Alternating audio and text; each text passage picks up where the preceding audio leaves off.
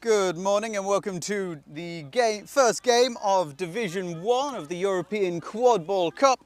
Today we have Ghent versus Sagene. That's how I'm going to pronounce it. Pardon?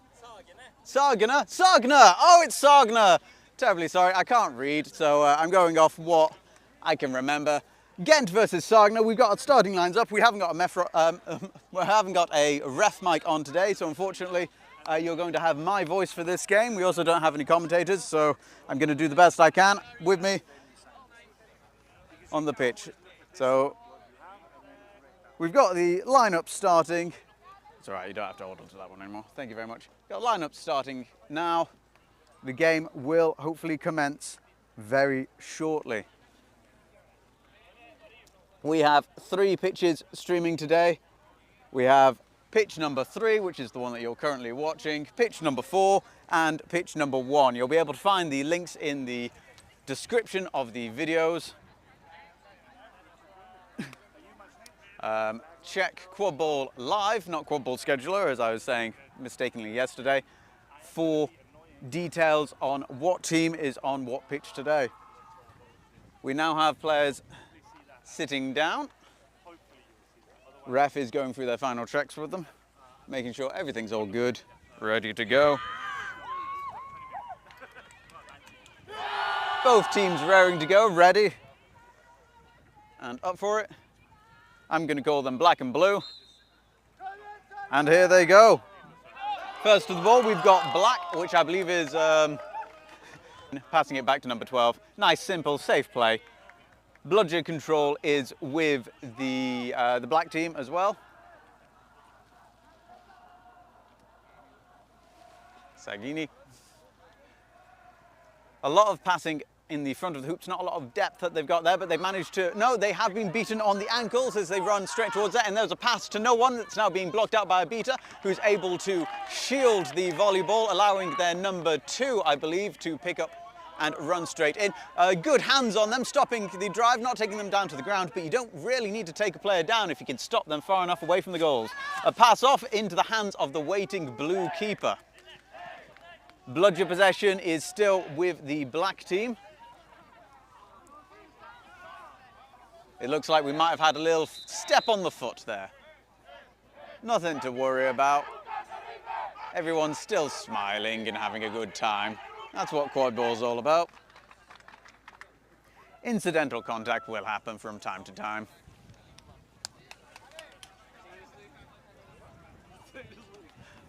Amazing work from my camera operator, being able to keep both the cameras from falling over in the wind. It is a very windy day, and I'm very grateful for you. Pitch 4 looks like they're about to start in a couple of minutes. I believe we are the first pitch to be active. Go us. Stoppage due to injury. No harm, no foul. Everyone's back up. Bludger possession still with the black team. An attempt on a beat there, but missing, leaving the defence clear to run down the pitch, getting straight through that, and the keeper picks it up. Number 13, getting the first goal of the tournament. Keeper 13, bringing the score to 10-0 in favour of the black team, who I've already forgotten how to pronounce their name.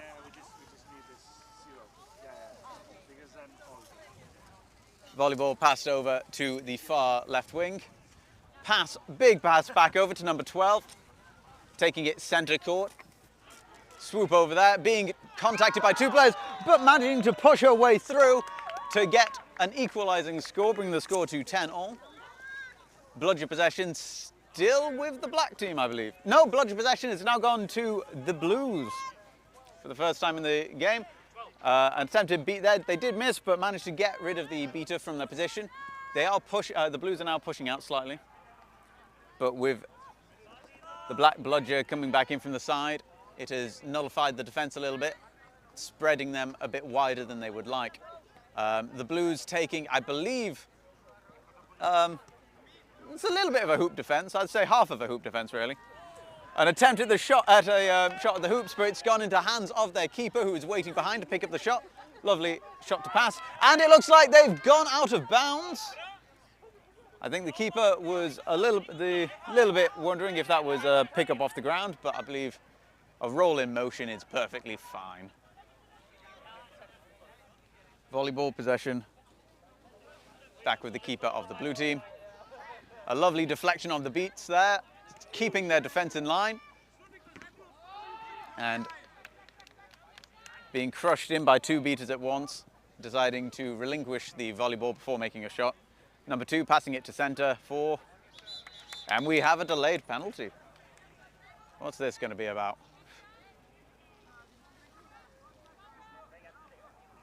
If only we knew. Speculation on what the refs are talking about. I don't know. Maybe it's number 8 shoes are too flashy. Very nice red and white combination. Or even the yellow and black that we've got from, I don't know, is that number 1 from the Blues? Again, very distracting shoes. But it looks like there's a no harm, no foul, so the stoppage wasn't for much. Pass to the black keeper. Black keeper now with possession. The dodgeballs are with number 9 and number 37 of the black team. Blues are using I think this is marking really at the front, and deciding to bin that offense rather than run into a bludger defense there. They've passed back out to number 14, who makes a long pass over to their keeper. Keeper passes to number 2. Number 2 not quite making the catch there. It looked like they were going to go for a quick run, but it's been slowed down now. Pass over to number 4. Number 4 pass back to number 2. Number 2 not quite getting their hands to it. It is early in the day. We've all got a warm up. And number 16 now in the center of the pitch, going for a shot, and they put it straight through the hoop. Bring the score to 20-10 in favor of the black team. 20-10, and I believe we're around the, what's that? We're coming up to the 5-minute mark of the game. Still a lot of time left to do things and stuff. Bludger possession has been retained for the black team. A shot to pass there, and it goes into the hoop. Lovely bit of teamwork working there. Got no commentators either. Well, I've got, so we're able to run it at the moment. But if people are available, it would be grand to get some people in a bit. To do bludgers, a little bit of a fight in the middle of the pitch, and it looks like the black team have come out on top. Lovely beat to the legs, and it's gone. The volleyball has gone straight into the hands of number 4. Number 4 with 2 chasers in front of them, passing it off to number 16. 16 taking it to the ground. Lovely block by number 9 of the Blues, who's able to retain it and pass it back to their keeper. Their keeper in the keeper zone, having immunity, resetting the play. It looks like the keeper for the black team is asking for a timeout, but they didn't have the ball. I'm not quite sure what happened there. A bit of miscommunication maybe on the rules. But if you're able to stand and you're not actively injured, then you just have to sub yourself off. You can't force a break. Big long pass, and it's gone out of bounds, which is going to be a turnover to the black team. Black beaters currently having possession of the bludgers. Blue beater not quite realizing that if he put his arm up, he'd get immunity, but he's managed to catch a beat. Number 13 running it through, trying to pop it through, and getting it past the defense. Bring the score to, I think that's 3-10 in favor of the black team. Sangria. It's Samson. Sagene. How do you say that team? How do you pronounce that team? Yeah. Which one? Black team. Sagene. Sagene. Thank you very much. There we go. And passing around the defence there. Blue is coming down, getting hands on, but not quite going down to the ground, making a run for it and passing it through the middle hoop, bringing the score to a closer 20-30. Still in favour of Sagene. That's what I'm going to say. Sagene keeper going for it and making their way through to score in the small hoop. Score is now, I believe, 20-40 in favour of the blacks. Bludger control. All 3 bludgers currently at the black hoops. Oh, it's 30-40. Thank you very much, score table. The beaters pushing high, forcing a long pass. We've got a beater contention at the hoops, and Blues have managed. Oh, that looks like that's going to be a turnover of bludgers potentially, as 97 potentially playing on after beat there. We've got a little bit of a crush on the ground here, but bludgers are coming in to start moving people in. Number 1 is being removed for back contact, and I believe pulling a player. A little bit of a pull on the shorts there. And we've got some brooms down. I think there's a lot to discuss here. So, how many fouls did I count? I counted 3. We'll see how many the refs count. I believe there was a kick after beat from the blue beater. There was back contact and yanking from number 1, the black chaser from Sagene. And I also believe there was some, well, normally you say shirt pulling, but I believe it was shorts pulling. Again, committed against the black team. So potentially 3 fouls I saw in that little play. Let's see what the refs say. I'm not ref qualified. The refs know what they're looking at. I don't. Some of them can be incidental. No foul, no harm, no foul.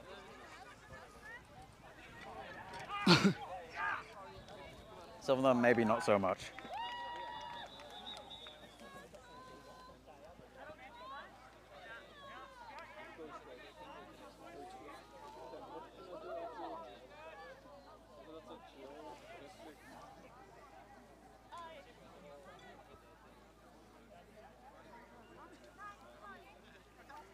So, still just having a little discussion. There was a lot to discuss in that little 30 seconds or so of play.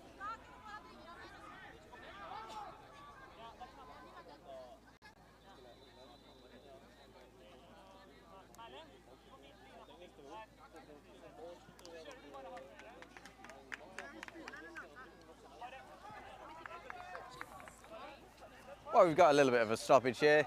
In the chat, just let me know, is the angle of the camera all right for you? You're having fun watching? Looks like we're about to start back up. We have a yellow card in the hand of the ref.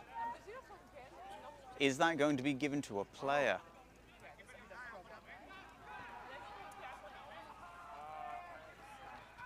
Ref is still holding the yellow card, but I don't think they've shown it. Doesn't count until it's in the face of the player.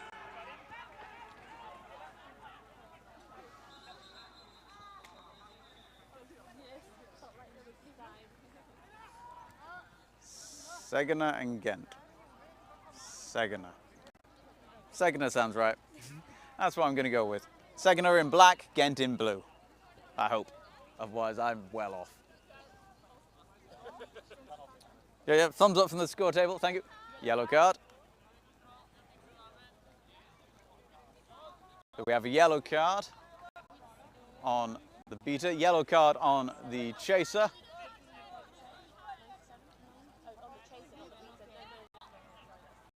So, I believe on the Ghent beater, it's a yellow card for, I think, playing after beat or playing after ignoring ref calls, was it? No, I kicked when I was just... A kick, yeah. So A yellow card for kicking the bludgeon after being beat, and for the white number 1 of Sagene was back contact. It looks like the short split wasn't an issue. Moment, something just happened there.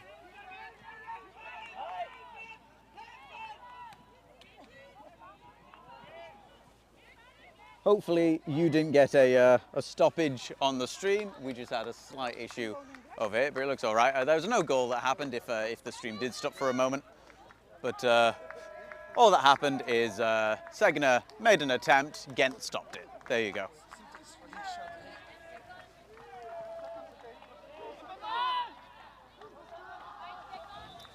Bludger possession is still with Sagene.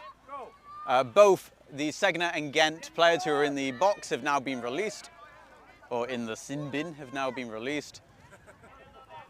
It looks like we're going to have a 1.5 bludger attack coming in from Ghent, as one of the beaters has given their bludger to their partner and has run to the Sagene defensive line, but it looks like Sagene have been able to retain bludgers and they've gone in for it. It looks like 97, yeah, 97, again playing after beat, potentially. Yep, this looks like there's going to potentially be another card. I believe it's 97 from Ghent, the beater who's just got out of the penalty box for playing after beat, possibly getting another call for playing after beat.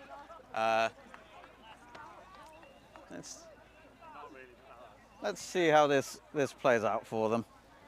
It's not good within 30 seconds to come back on and potentially get a same card for what you've just been done, but it looks like there's been no call made on it. We're back up.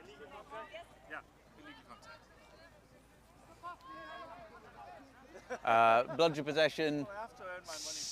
Bludger possession with Ghent, but Ghent have been able to take the volleyball, charging it towards the hoops of the defenders, and a lovely beat there by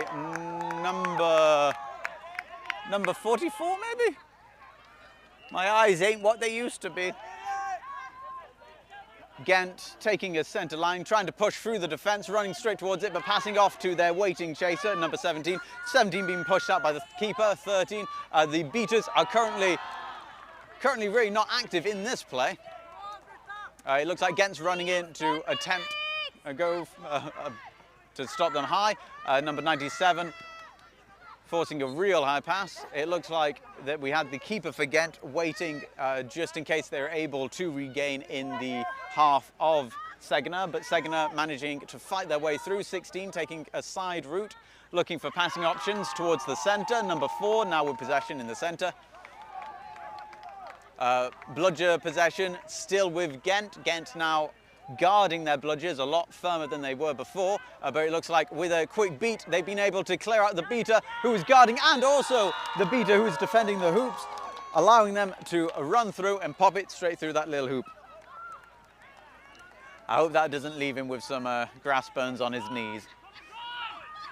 It looks like Sagene potentially calling for a press, but their beaters were in the middle of a fight, so it didn't quite work. Fighting around the hoops, and in it goes.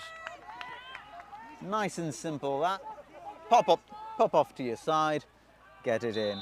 I've just seen that the scores currently aren't on the screen. Let's fix that for you. There we go. The score is 40-50 or 50-40 in favour of Sagene.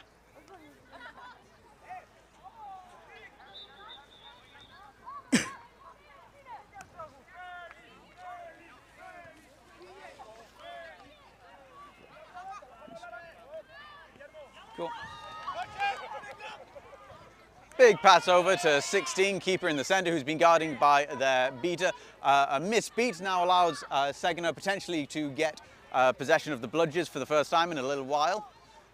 There's now one bludger defending the hoops of Ghent, and Ghent have taken, again, a bit of a half hoop defence there, with 2 of their chasers stood directly in front of the hoops.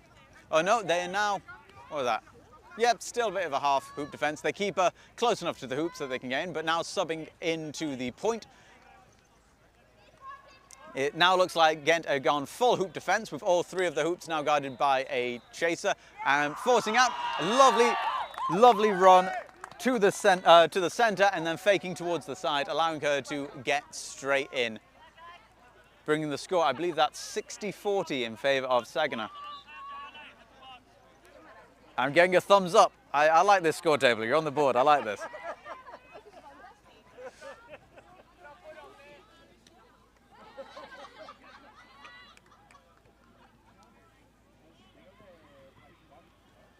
There we go.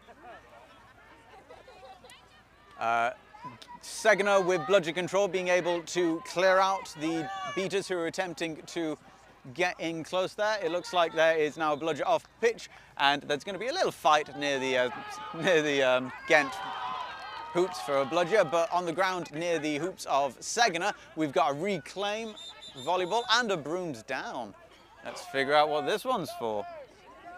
Oh, this is just for bringing back a bludger to the pitch. A bludger was thrown way off, and now it's come way back. Sagene being able to knock out the returning Ghent beater, allowing them to regain bludger control. The ball has gone out, and it looks like Ghent is inbounding, sorry. Ghent inbounding the volleyball. Bludger possession is now with Sagene.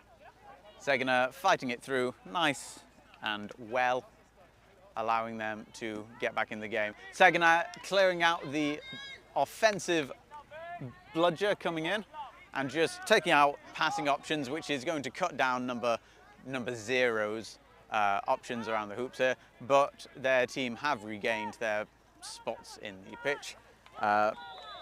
Beaters for Ghent have now surrounded number 66, clearing out one beater. It's one chaser's left for a passing option, going in for the hoops, and they're going to go for a drive, and over the head dunking in, bringing the score, I think, to 50 something. We've got a very quick breakaway coming in here by number 16, the keeper, passing it to number 8, and number 8 puts it straight through the hoop, nullifying the goal that just happened. But hello, we have a brooms down. Drama and tension, what's happening now? Is this going to be a goal that's allowed or not allowed? Only time will tell. Goal is allowed, no need for the brooms down. Looks like we're going to have a timeout though.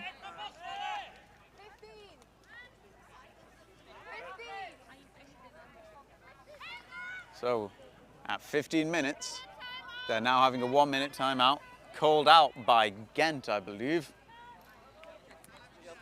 A bit of a crucial point of the game for both teams, with only, 5 minutes before the flag comes on pitch, and how many points in it? Oh, it's 60 all. When did that happen? I should have been paying attention to that, surely. Both teams now are going to very much be discussing what's going to happen when flag comes on pitch. My personal, what's the word? Fortune telling. My prediction is that both teams are probably going to put both of their beaters to try and bubble the flag runner. It's going to be a bit of a violent tight game. While that happens, all the chasers are going to score, and we're going to see point for point going in, and it will come down to purely the seekers on pitch and which set of beaters are able to retain bludge control for the longest. That's just my prediction, but I might be wrong. I have been known to be wrong. I mean, you've seen me try and pronounce names today. So let's find out.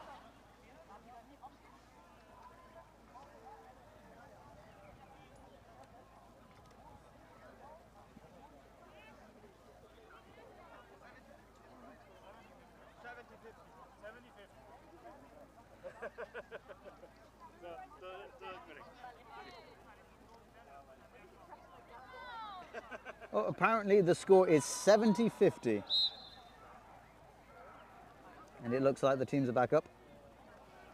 Ready to go. Score 70-50, not 60 all. Giving, I believe, Sagene, giving Sagene a bit of an advantage going into this crucial point of the game. Bludger possession still with Sagene, but it looks like we've got a break towards the hoops, but being able to be tangled up by three chasers at the hoop line there, taking him straight down. And it looks like it's been decided that they're just going to give up the ball. Probably a good shout. Keeper number 16 now with volleyball possession for Sagene. The black team, some kind of code happening there with the keeper and the beater tapping their head as they passed each other. I don't know what that means. Hopefully something fun, or maybe they've just got something in their hair. Volleyball being passed on the straight line. I think they're just trying to see if they can confuse the point chaser or the point keeper who's following them. Pass off to number 11, not quite getting the hands through it. Unfortunately, an incidental tap on the knee of the Sagene beater has left the volleyball loose and into the hands of number 12. Number 12 getting the ball off just before the tackle, and it looks like it's not a keeper, it's just number 1. Chaser has been able to get possession, and they go for a charge. They've got 2 beaters in front of them, they go for it, but they've not quite hit the mark. It was a dangerous play. Big risk, big reward. The risk being hit by balls, the reward getting a goal. Bludger possession with Ghent, a team that's very easy to say. Trying to get past through, number 9 making it, but being beat on the backside, I believe. Yep, refs are calling number 9 beat on the backside. It looks like there's going to be a little call here, possibly a call for playing after beat. This should be a pretty quick call, I believe, from the refs. Yellow card's already out.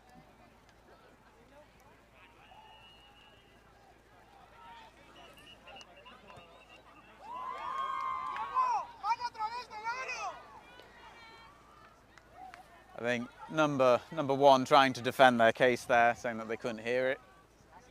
Sorry, not number 1. Number 1, I think, possibly the speaking captain.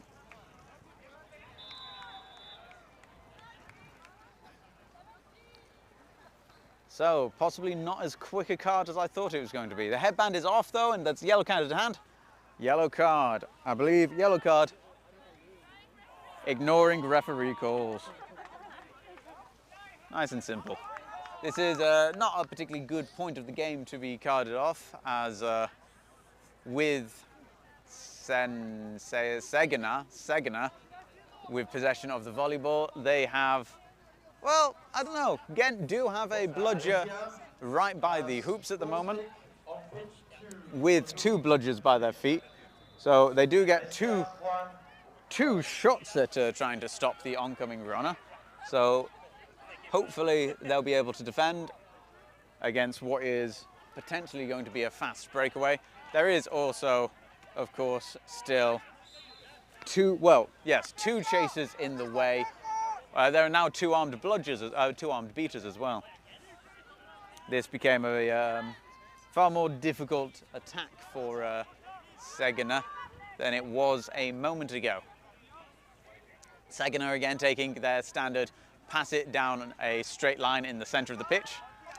Running straight towards the hoops, pass off to their wing chaser, number 22. 22 having 2 options behind hoops, going for the far one. The keeper, who's been attacked straight by the beater. Beater is taking themselves out of the game by going well off the pitch. A lovely dive for it, stopping it from being a double turnover. And we have a little bit of a stoppage again. What could this be for?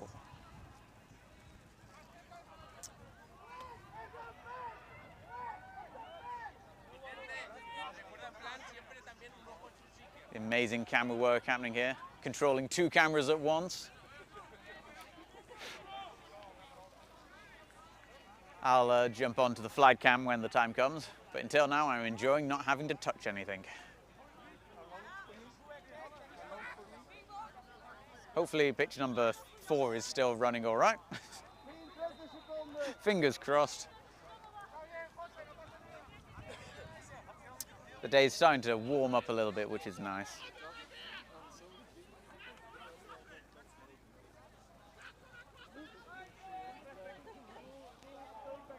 Ref still having a little chat.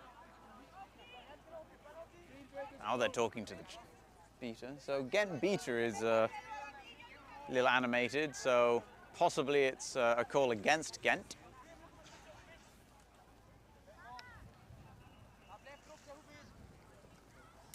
This one's taken a while. It might be a very technical foul. If that's the case, I might not be able to explain it.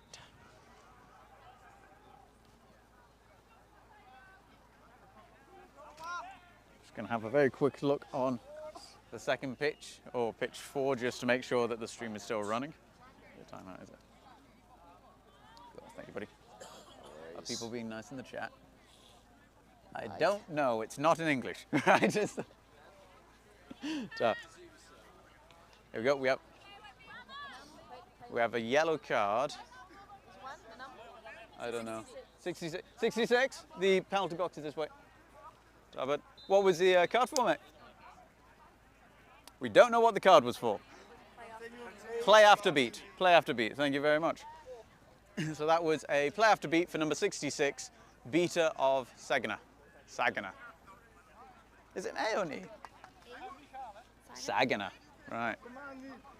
Because my pronunciation thus far has been perfect. That leaves bludger possession with Ghent. As we're coming into, I believe this might be the 17th minute of the game. Somewhere around that point. So very, oh yeah, well we're coming up to the 18-minute mark of the game. So very close to flag on pitch.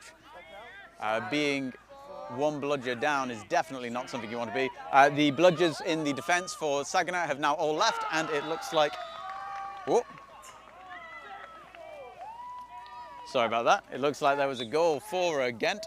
It was a very good goal. I'm afraid he missed it. I believe it was number 12 of Ghent forcing her way through 2 defenders on the Sagene hoops. We're a little understaffed on the stream today, so I do apologise for little mistakes like that. Oh, lovely tackle! Not quite taking him down, and was that it looks like that's not being called a goal. And rolling him very close out of bounds, but not there. Lovely shot, but not quite getting it through. Sagene getting a lot of attempts at the goals here, very fast plays. Number 12 making a shot, not quite there, but number 4 has been able to reclaim it from a dropped ball. Beater coming in, big throw over. Number 38 blocking any chasers from Ghent, getting towards the volleyball. Keeper for Sagene now has possession, passing it over to number 8 on the left wing. Number 8 looking for somewhere to pass it, and again passing it to the centre, number 16. Keeper for Sagene. Again, Sagene passing it down the line in the centre of the pitch. There is a penalty being called by the assistant refs, not quite sure what this one's for. Pass over to number 4, popping it in, nice and simple. Let's see, what is this penalty for? We have a stoppage now. So this was a delayed penalty, so I believe it's going to be against Ghent. The flag runner is now at the side of the pitch, getting ready to go on. Ooh. What's your name, mate? Michael. Michael, our flag runner for today. How long do you reckon you're going to last? Not very long. Not very long. Michael says that they're going to last until 15 minutes. Right.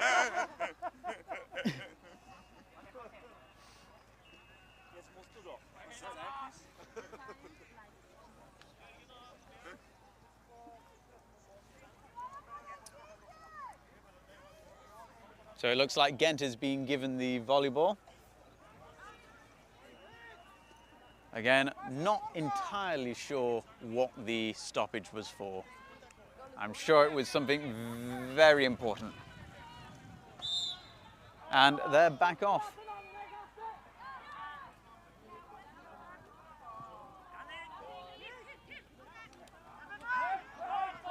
Thank you for the compliments there. You're very kind in the chat.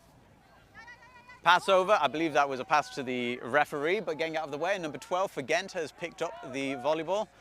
Being blocked out by Sagene's number 12.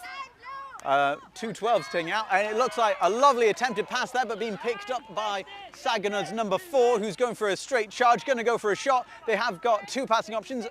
They passed back to the passing option that I didn't see, who was centre of the pitch. Again, Sagene taking an approach of passing the volleyball between themselves in the middle of the pitch. I'm going to get ready on the flag cam.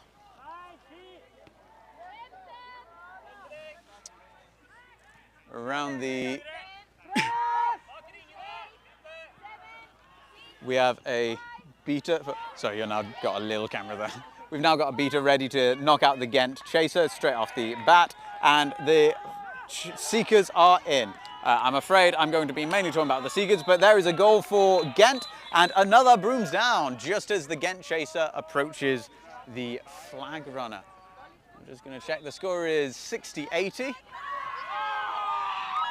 I believe that's a stoppage for a broken hoop or a damaged hoop. Luckily, they fixed it very quickly, so we're about to start again imminently. I hope. What am I stood on? Hopefully nothing important. I do apologise. There we go. So, a little bit of confusion here. The head ref blew their whistle to start the game, but all the assistant refs in the corner over here were discussing something.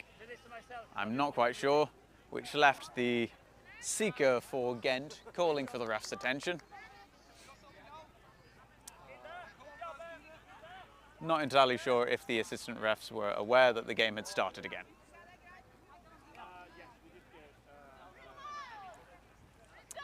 Here they go, they're about to start again.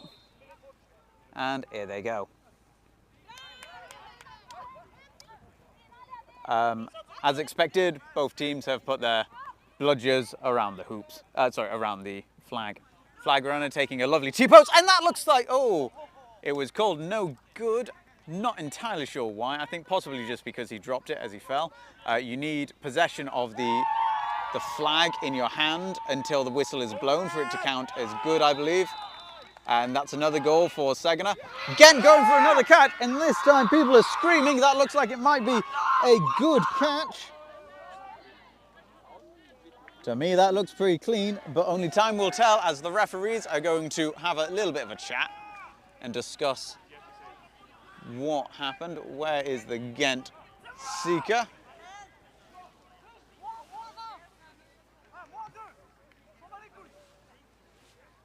Refs are talking.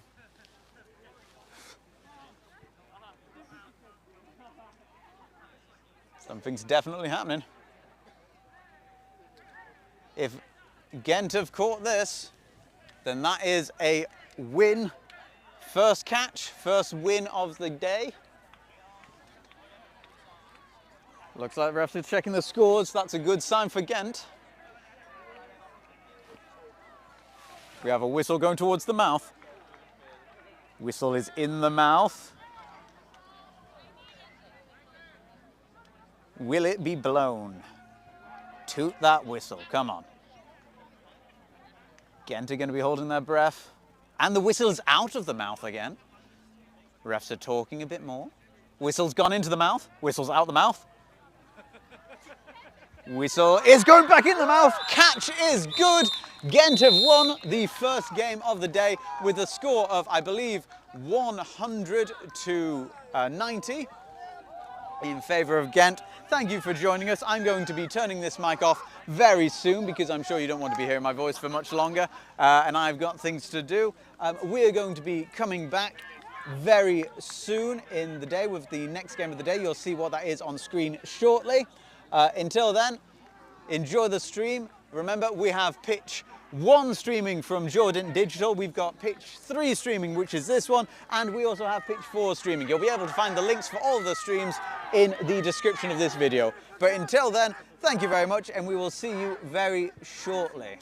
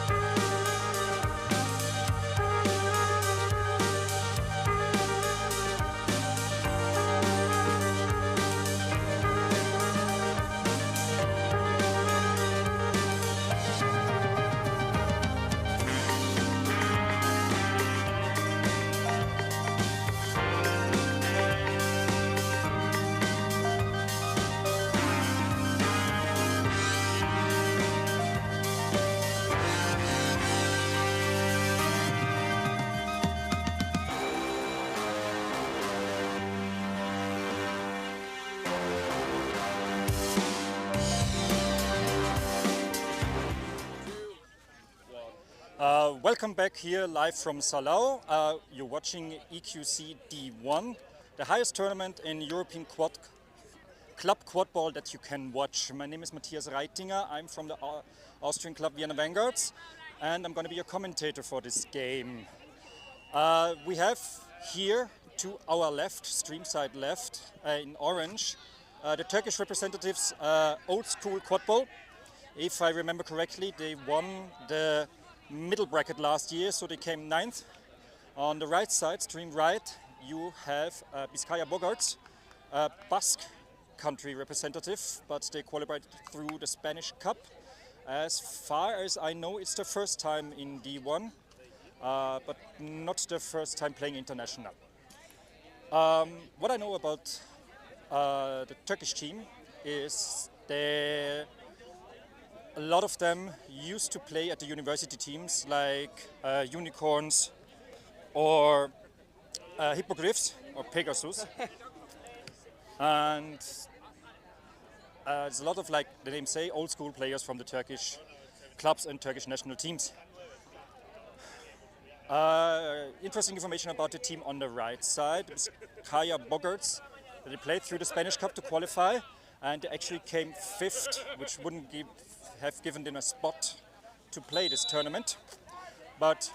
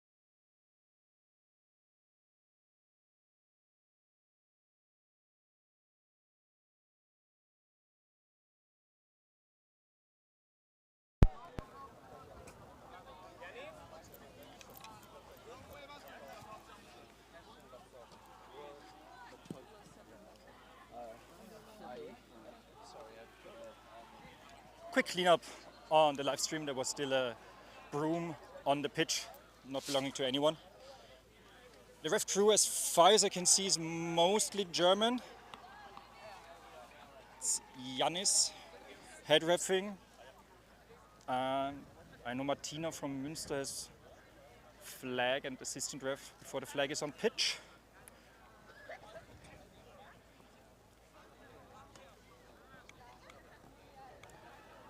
Let's hope for a quick and clean game.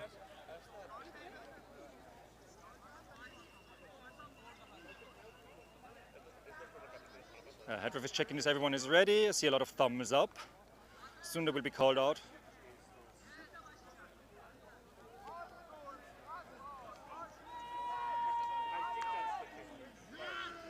First team ready. Second team ready.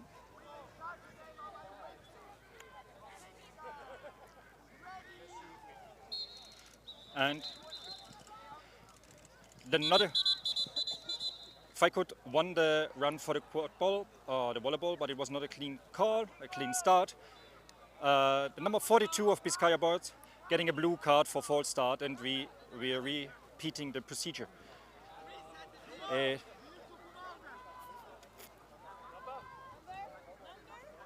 42.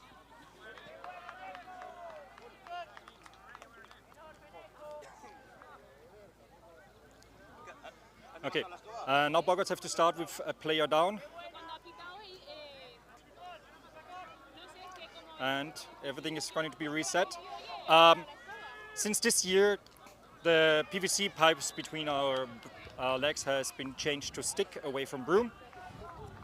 And there's a bit of like a weird stuff going on with the starting procedure with the stick up. Because before, when the broom's up, you had a hard sound when you would start the call. But stick, where's the hard sound? This looks like a clean start. Faikut won the ball again. There's a beater trying to stop him. Very high pass, but still under control by the Turkish chaser. Some contact. And... okay. Some people struggling to get the ball. And this might be, yeah, the timeout. There was a long enough contact and the defending team gets the ball. Let's see how the first offense of the Boggarts looks like. They don't have control. Control is on the Turkish side. They're pretty, have a pretty tight, compact defense in the back. One female chaser moving to the side, probably with some kind of person marking. Bizkaia Boggarts are taking over the right side. Yes, there's a person marking behind the hoops. Getting pressure from the leader, pass to the side. The pass in the back, but it's probably too high to get it. We were lucky enough to... No, he stepped out of bounds in the back. So that's a turnover and ball for number 77 of the team Old School.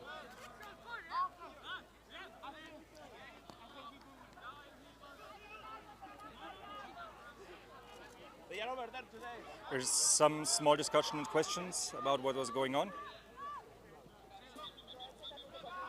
Okay, it was a brooms down, but it was a pretty short call. Okay, good. Game is back on. And we're looking for actually a fast attack, breaking one tackle. Almost falling over a player, but scoring through the middle hoop, and it's 10-0 for the Turkish team.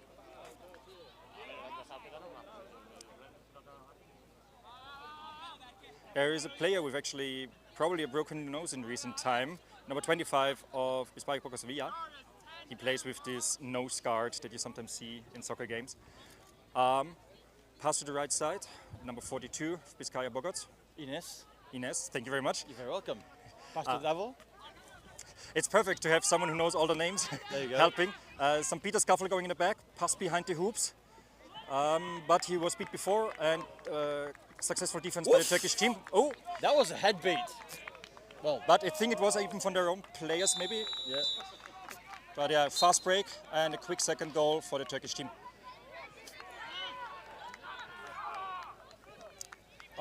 overall, I would say the Turkish team is a little bit stronger, especially in the beta game. They have a lot of history. Yeah, world-class beaters. They played in the third place match before against England in 2019, I think. So it's been a long, long time ago. Oh wow. The OG Turkish players. Yes, the one who finished university but kept on playing. Exactly. Sounds like me. Yeah, I never even finished university. I just stopped going. Go on, Ines! Oh! Great block, close to the goal, and the chance for another fast break. Will the quick legs of the Turkish team help? Oh! Some fancy feet and broken ankles. Un saludo muy grande a todos los Boggarts que nos ven desde casa. Ro, Aitziber, Jonander. Gracias por venir. We're screaming too loud, these things. Oh, sorry. So, how much time do you have to join me? Or will you have to leave in like a few minutes?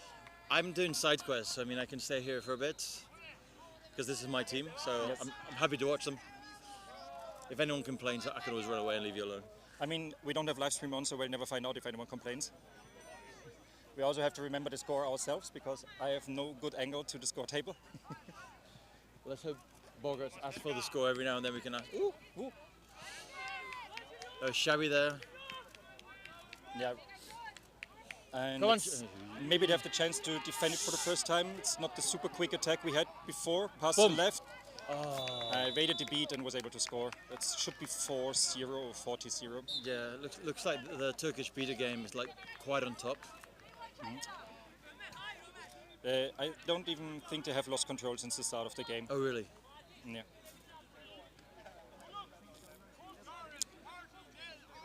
Yeah, we just heard the 40-0, confirmation. It's 40-0, yeah. Thanks, Yanis. Anna on the ball. That's the one player I know. Yeah, everyone knows Anna. I mean, she's been to Vienna like 2 or 3 times by now to visit us. Oh, okay. We went out eating together. You were in Austria as well. I joining was, us yeah. Before. Yeah. Like, it seems like a really special event to get people here. Oh, that's a quick beat, but still That looked control like- of the quad ball for number 16. Markel. Come on, Markel. Markel with the ball. Markel, and... Oh, shame. Lost a broom during the contact, and we had That's to a let shame, go yeah. of the ball. Markel's a very physical player. Oh, that's a shame. Yeah. 2 quick passes, and we are at 50-0.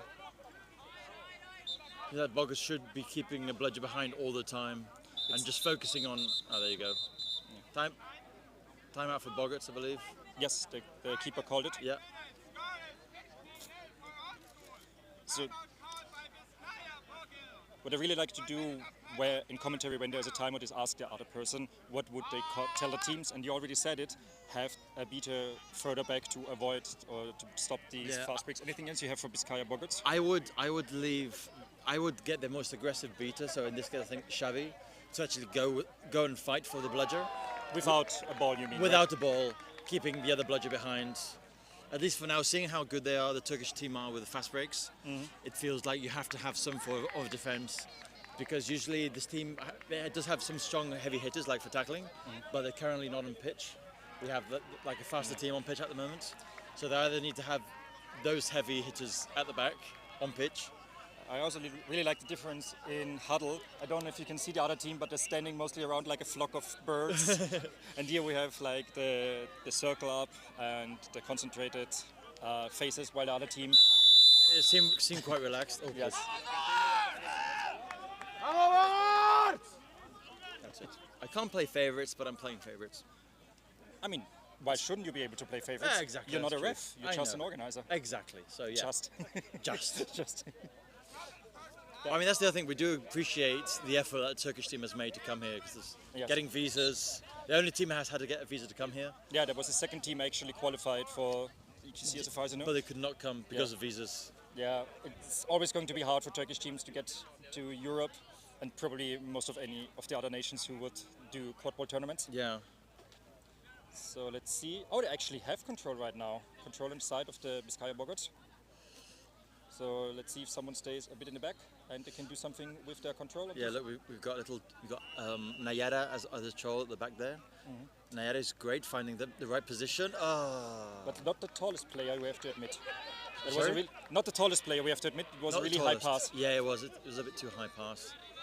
Usually Nayara is great, where for those passes that go to the small hoop, Like to the the side one of the that, small hoop and in the goal. like the one that the Turkish female chasers are really famous for, like being Yeah. there on a sweet spot, Right the showing up out moment. of nowhere and Exactly. just scoring. Yeah.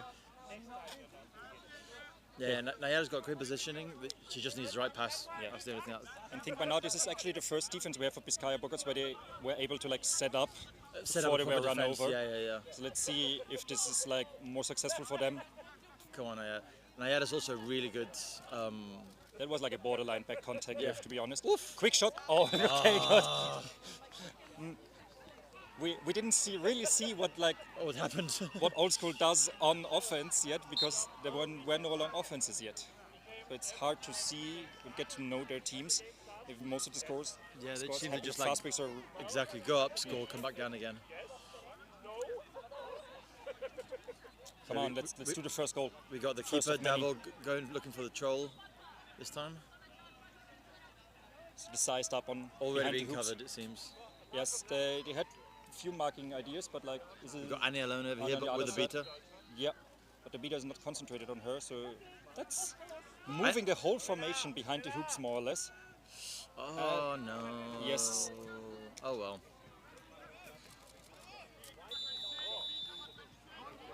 It would have been funny if he missed that, but there was like no chance to actually do it, but it would have been funny.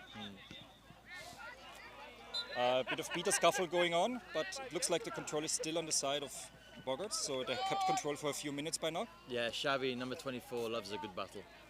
Extremely aggressive beater. Just out of curiosity, we have several Aranguren, I don't know if I pronounce it correctly. Yeah, that's perfect. Others are siblings? Yes, or- they're brother and sister. So Andon is the older brother, and Anne is the younger sister. Okay, good. Then another catch by the keeper. There's Peter there, and maybe the first goal by a non-male player. Yes, we congratulate. A quick dump off to the left side, and then score by number 12 of the Turkish team. That should be 70-0 for the Turkish team by now. And they're going to try again and run up against the wall. That is the Turkish defense. They lost control of Bizkaia Boggarts, so it's maybe even harder right now. It's the old question that they always have to do when you're on offense. And through a contact, they scored the first goal. And will there fast break happening? No. There is some scuffling around a ball, but the Turkish, actually Bizkaia Boggarts beater was able to get the ball back. But they got help from the Turkish second beater, and now they have control back. One quick move, but the beat before was he able to dump it off on time. There's a right side, pass in the center, and the beat from behind. And that was the first successful defense since the first attack of the game by the Bizkaia Boggarts. Moving the ball somewhat quick, over half.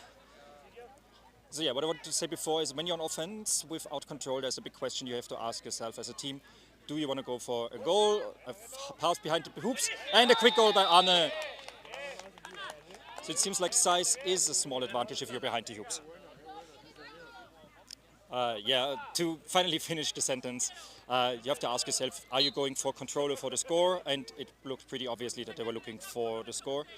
So there's the second score for Boggarts and the second successful defense. Let's see if they keep doing that. There's some beater attacks happening. A quick move by a chaser, high pass to the left, contact by the keeper of Bizkaia Boggarts, but the dump was in time. The beater was there in time, and they have the ball now. Let's see if they're still on offensive Turkish team. A quick move, but it might have been a beat before. Yes, the beat have happened before, and the goal is no good. There was a signal on the assistant ref side for a possible foul. Let's see what happened. It's getting pretty warm up now. I don't know if you can tell, but there is some wind happening. It makes shots a bit harder if you're attacking on the left side, if you're attacking against the Turkish team. There was an illegal head beat of a beater from Bizkaia Boggarts.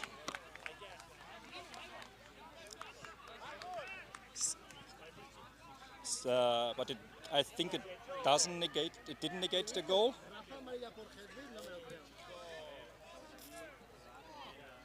So let's have a quick look at the scoreboard. It's 80 for old school Quidditch and Quadball and 20 for Bizkaia Boggarts. Since the timeout, the game has been a bit closer. At least it felt a bit closer. But overall, it's still a pretty one-sided affair. For everyone watching the stream, please hydrate, stay hydrated, outlive your enemies. The yellow card is always a volleyball turnover, so we have Turkish team on attack again on the left side with the keeper, pass to the center, pass to the right, number 12, who wasn't able to keep control of the ball, and Anne has the ball now.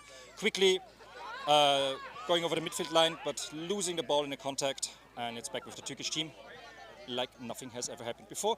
Pass to the left side, where there is physical contact on a defender. Beat happening. Ball still with a Turkish team. Yes, the fast chaser number 77 has the ball, and he shot over the hoops from a close distance. Okay, so now inbounding keeper of Bizkaia Boggarts and advancing the volleyball. Okay, number 73, the beater, is back on pitch, and now everyone is in the full numbers and able to attack how they trained it. Ball on the left side with Anne.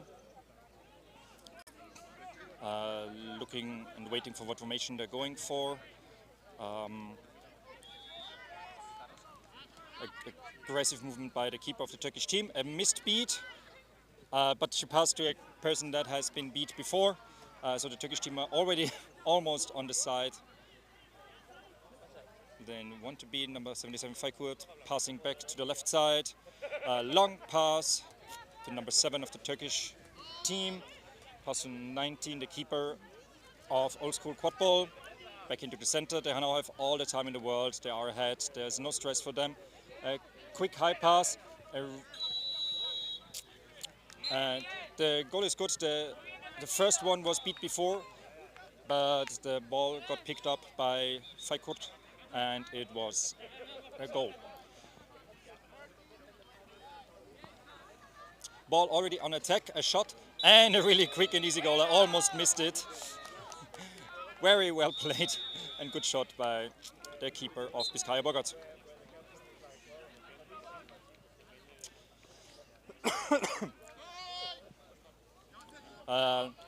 High defense by Bizkaia Boggarts, number 43 almost at the midfield line, already putting some pressure on the Turkish team.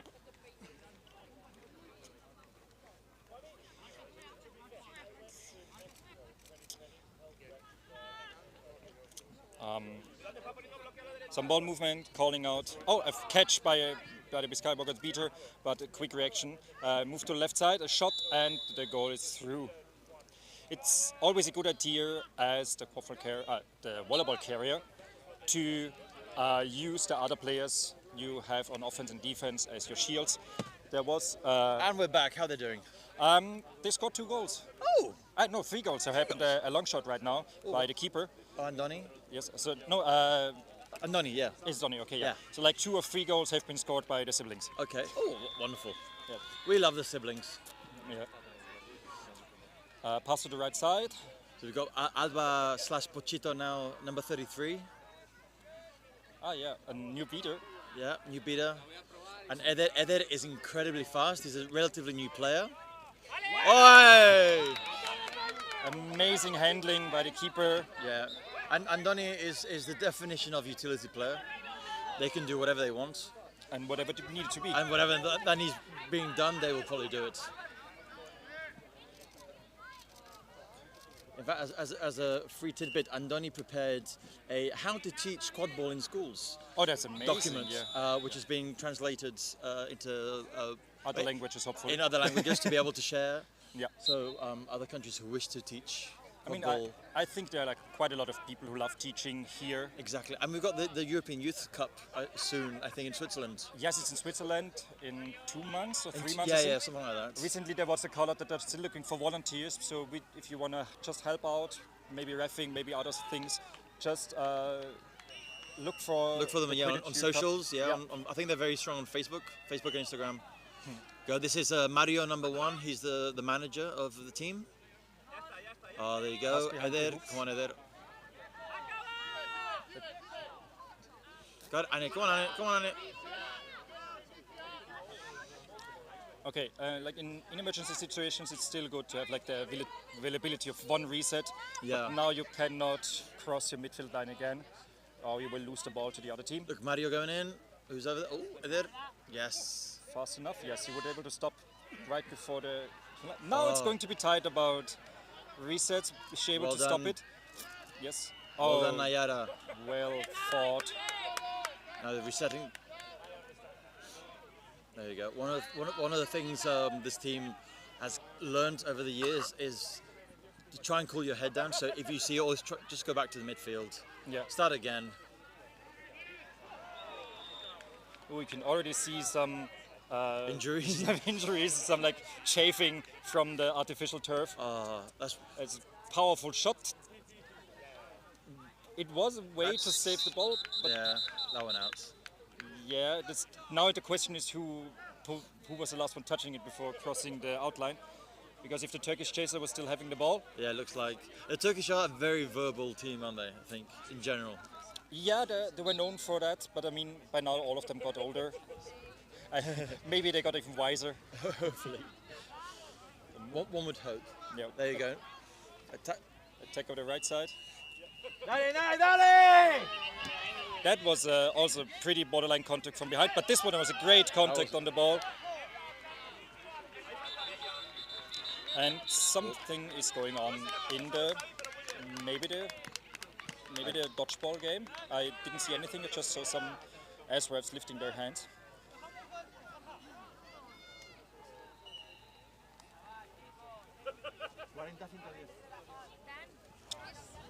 Sí.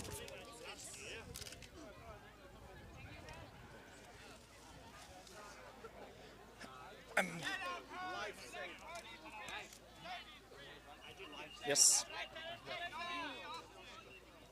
Yes, yellow card for a Turkish beater. Oh.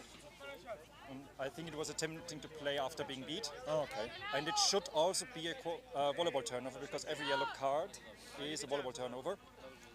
So another chance to attack quickly because the only beater for the Turkish team is all the way on our side. There you go. Fast It's attack on like the right Gora, side. which is like come on in Basque. Everyone is open. This great tackle by the Turkish team and they were able to secure it. That was a really good defensive tackle. Hopefully, Pochita will be able to stop the. Drop off to the right side. And there you go. Boom. Passing back, but it was like unintentional perfect timing. Yeah. But it's Come on, Xavi. Come on, Turkish Xavi. team still in advantage as they have, like Turkish and Basque team still in advantage because they have two beaters still alive.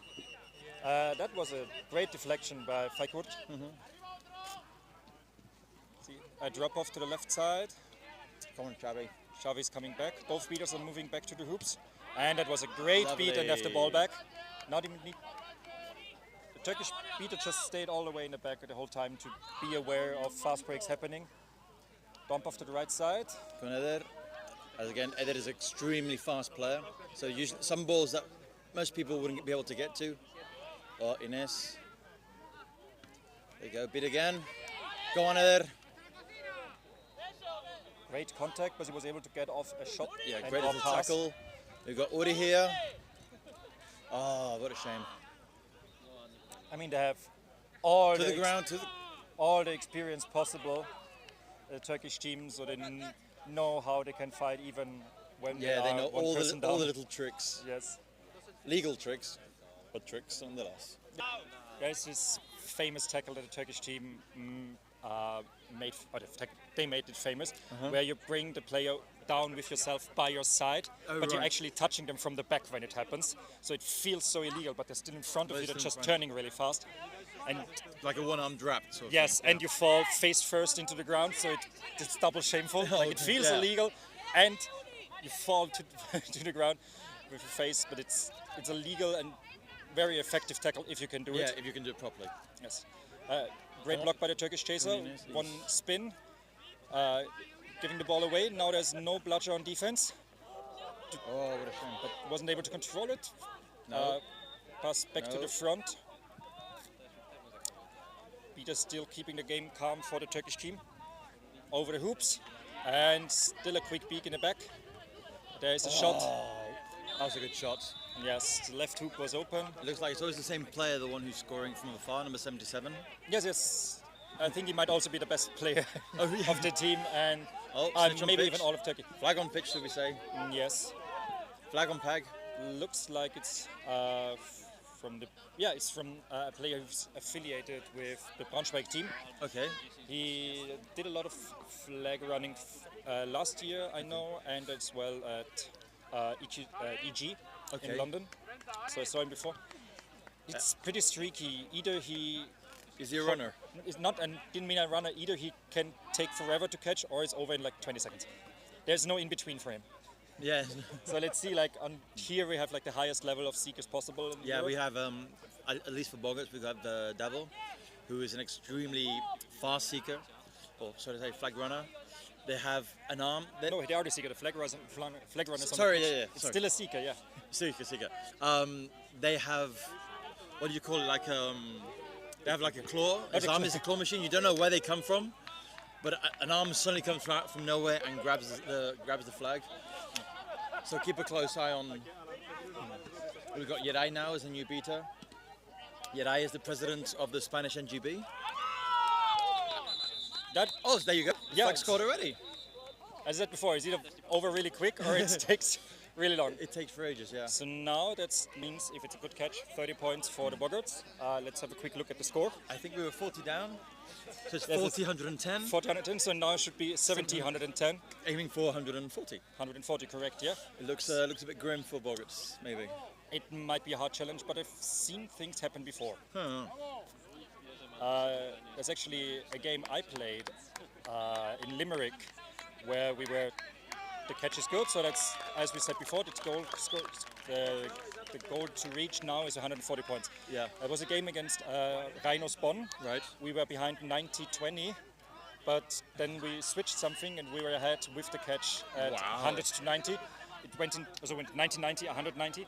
Then it went to overtime. We sadly lost then. But But you got up there. We got there, and afterwards we heard them. They really expected to like have like 1 or 2 attacks with the top players, and then the others can play. Okay. Because it's always like the big decision you have to make with a roster is: do we play everyone, or do we play the competitive ones? Exactly. And there's also always games you think you can Relax. and But then if you it doesn't happen, it makes it way harder for the whole Exactly. team. Well, it is always the hard moment. I mean, maybe not so much in, if you like, fantasies or league games, but like EQC, when you get to EQC, either division, it's like, okay, do we put the strongest, what we think is the most competitive team? Do we give 5 minutes to everyone just so they can have a? Yeah, It's always hard. yeah. Like the best thing to get better is to play. Yeah. And I personally really enjoy playing against really good teams. That's what I you lost learn. like almost all of the games, but I always had fun and always learned. Yes. I remember my first big international tournament was World Cup in Florence. I was captain of Catalonia, Okay. and we lost nearly every single game against Mexico, England, Australia. But you learned so much. Yeah. Oh, here we go. Funny beat by Xavi. Okay, where is the ball? The ball is on the right side in the hand of Bizkaia, Boggarts' keeper. In fact, we've got Xavi's wife also on the roster, on the bench looking after their kids, and they'll be switching out 1 match each, looking after the kid or playing, which I think is very nice. We've got Markel with the ball, pass to Ines, pass to Ido. Oh, what a shame. Go on, Ines. No. Sorry for everyone Yes. supporting Turkey because I do not know their names. Oh, yellow card yeah. for Ines. Contact from behind. Got it from behind. Okay. That's the second card, but not the second yellow. She did a false start. Oh, really? At the beginning, so she has now blue and yellow. And the yellow. It doesn't matter where your hand is, your belly button was behind her. Your belly button. Yeah, it's like the axis. Yeah, here yeah, is yeah. Mostly say belly button, it doesn't work for every size of person. Do you know if that rule comes from another sport, or is it sort of, or did that idea come from Quadball? I actually don't know for that one. I know there are a lot of contact rules. Maybe it's from rugby. Okay. Because as far as I know, you can also mostly only attack from the front in rugby. Yeah. But I have to admit, I haven't played that sport, even though it looks interesting. Like if you're that deep into Quadball, Yeah. at the age of 36, you don't start another sport that quick. Oh, lovely. Great block on the defense. Lovely block by Iru there. Changing out now for Aitor Langarica, who's another extremely fast player.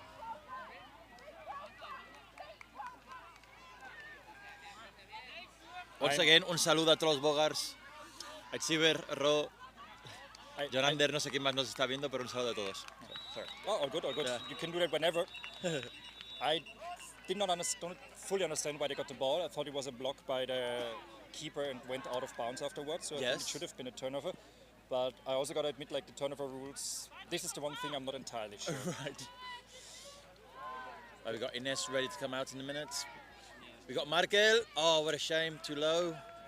Right in the One stomach of the Northwest. things Aitor Langarita is famous for, or who loves doing, is always playing with the foot. He's a natural football player, so every time he can sort of do a little dribbling with the foot, he'll try and do it.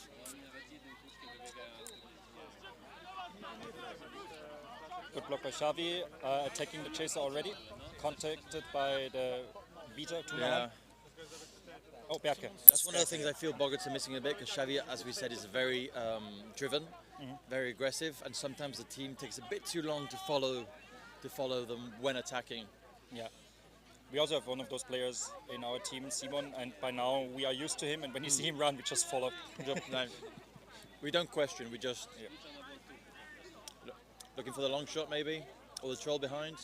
Yeah, but the keeper, number 43, is like a really tall guy, so the Yeah. long shot gets harder. There you go. I the thought taller going someone is. fast again, let it go out. Well done. Nice, yeah.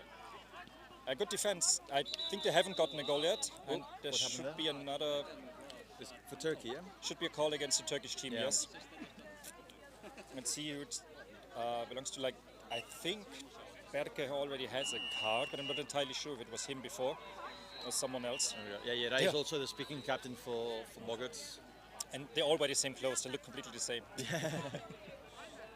Oh, so this is an issue with the beater? Oh, Yes. Okay. Something. something from behind? No, it was a different hand movement. Something with beat. Can beat this bludger swat? I have no idea. Dodgeball swat. So, but now I think I need to find out where we're playing next. Would I know you like to go off when I finish? I don't have to go yet, but Okay. I know we are on a streamed pitch, so I know it's one close by because I see all the streamed pitches from here.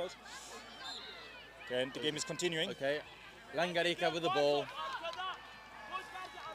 We right now have a mix of fast and, at least with Boggarts, fast and strong players. How's the experience going on? All of them. Look, there's no one there, there's no bludgers. That one goal. Now they'll have to come back because... Okay, Andoni blocking the drive. Calling the leader back Yeah. for defense, and Turkish team is attacking again. Boing. Pick by the chaser, quick movement around, avoided already 2 contacts. Can you score? Yes. There's 2 more goals then left for the Turkish As far as I team. know, yeah. Let's have a quick look at the scoreboard. Let's have a look at the scoreboard. Hasn't been changed yet, but it was the first goal for the Turkish team. They're just changing it now. Yes, yeah. So 2 more goals for the Turkish team, and See, look, we've 6 got poor more. Xavi stressed out, poor thing, because he's ready to attack, and unfortunately, Boggarts are going a bit slow. Pass behind the hoops. Oh, Yes, there was still some momentum going on. There's actually now the ability, but for a few years by now, to attack contact from behind, but you need your You be momentum stopped. to be completely Exactly, stopped. yeah. And there was still a bit of movement going on. So yellow card for Turkish chaser, number 1. two-handed push is it? Oh, 200 push, okay. As you probably see, the referee here, number 721, showing us exactly what happened. There's actually a full catalogue of movements, hand movements you do for the different ways you to break the rules. That's like for people who are hard of hearing to know what's going on. There's a really good try on the hoops. Xabi trying to defend the ball. And Donny will get it. Good. Hard contact, but he still kept the Go on, ball in Donny. his Go hands. on, Donny. Pass behind the hoops. Pass in front of the hoops. Quick movement. Good contact. Ines will get it again. Oh, Marco. Good. Still no reset going on, so they're still on the attack. I thought we got Antwerp on the side asking for the ball. And great beating work there. What happened there? What? Maybe they were calling for the second reset because the line is crooked. Maybe they didn't see one thing. Yeah, that is also a very good example of beaters who like to affect the Qwaffle game using their bludger. And many a goal has been saved by. Yeah, those blocks at the hoops are always impressive. Yeah. But I heard from our beaters, when you start doing it, it's not that hard actually. It's an acquired skill then. Yes, Yeah. for sure. Okay, and the Turkish team is now back in full strength. Drop off by the chaser. Quick attack shot, but they missed. Yeah, I think that's like the biggest problem right now with the shots is that they're going over the hoops. Reminded the people at home, we do have a time cap at 45 minutes. And some wind. And some wind. We're about 37 minutes of... We already at minutes 37, so actually that might be something that Yeah. can happen at this game. 26 of game time, 37. Oh, 26 of game time. Okay. 37 about Okay. Oh, that went in? No? No, it was a little bit over Will I the to get hoops. there? Oh, that's oh. He saved it, yes. No, he didn't. No, save it didn't. sadly. That's a shame. But great effort. And great kicking from almost all of the of the Bizkaia Boggarts.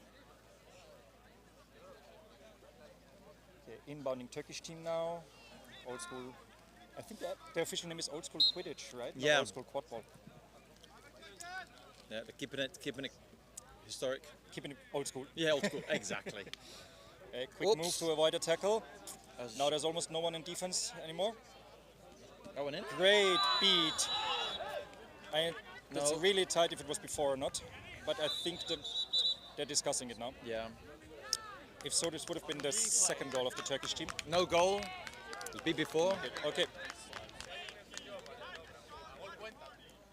So yeah, great defense. As he said, he really likes to look out for the Qwaffle game. Yes. And he was able to avoid it.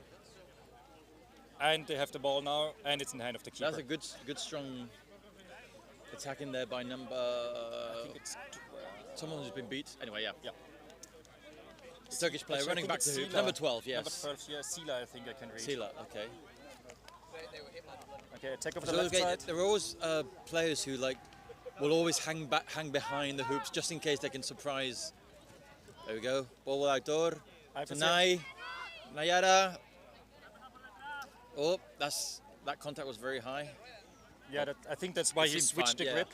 But now you need to be careful not to get a card for contact from behind. Yeah. Because that's the thing. If Nayara, the number 16, would have just dropped, It can can will lead be, to it should be called. Let's say it like that. Yeah. So It's really hard to you see can always. force it in a way. Yes. Which is one of those legal tricks that we talked Yep. about before. Oh, Amazing shot. wow. What a beautiful shot. Number 77 once again with the long shots. One more goal left One more goal left, yeah. for the And team from Turkey. 5 more minutes, I guess. 5 more minutes. Oh, well done. And then he goes. Oh, and great goes. contact. We're still able to get off the pass behind the hoops. Small move. Yes. Avoiding the second contact. Pass Go on, to the Nai, go on. front. No. Maybe we should ask the pitch managers to put the line a bit straight before the next match. Should be done for every match. It Okay, will move anyway. Yeah. Number 16, Nayara, going behind hoops. Markel, number 4, looking for the pass. Number 7 there, strong. 77. See, as we can see, I thought stopping over the foot whenever they can. And also the movement back towards the midfield line by the hoops, by the chasers is Oh, good. what a shame. And we got one drive. Don't throw it. Oh, Great beat. We weren't sure there. That, I mean, if you drop the ball, yeah. there's like a good honesty, quick attack. Can you able to Yes! make the score? And it gets in! Now they have to put the defence up quickly because, I know, Turks are going slowly this time. Yeah. I mean, they're not a big team. A lot of them played for almost the whole game. They're also like, maybe they think to get now a break. Yeah, we got just a quick reminder, the target score is 140. That's one more game for the Turkish team, but 5 more for the Basque team. So like, it's somewhat close. It's going to be really hard because like you have to defend every single attack and make most of your own attacks. And that's like one thing they really struggled so far. And, wow. Wow, okay, yeah. And that's the end. Yeah, we congratulate the Turkish team. Was that 77 again? It was a 77 It was again. 77. Let's see. That shot just so. There's hard no to arc to it. It just goes straight like Yes. like a what? Like a torpedo? Oh, torpedo sounds amazing. Yes, there you go. Let's go Old school torpedoes. Old school torpedoes.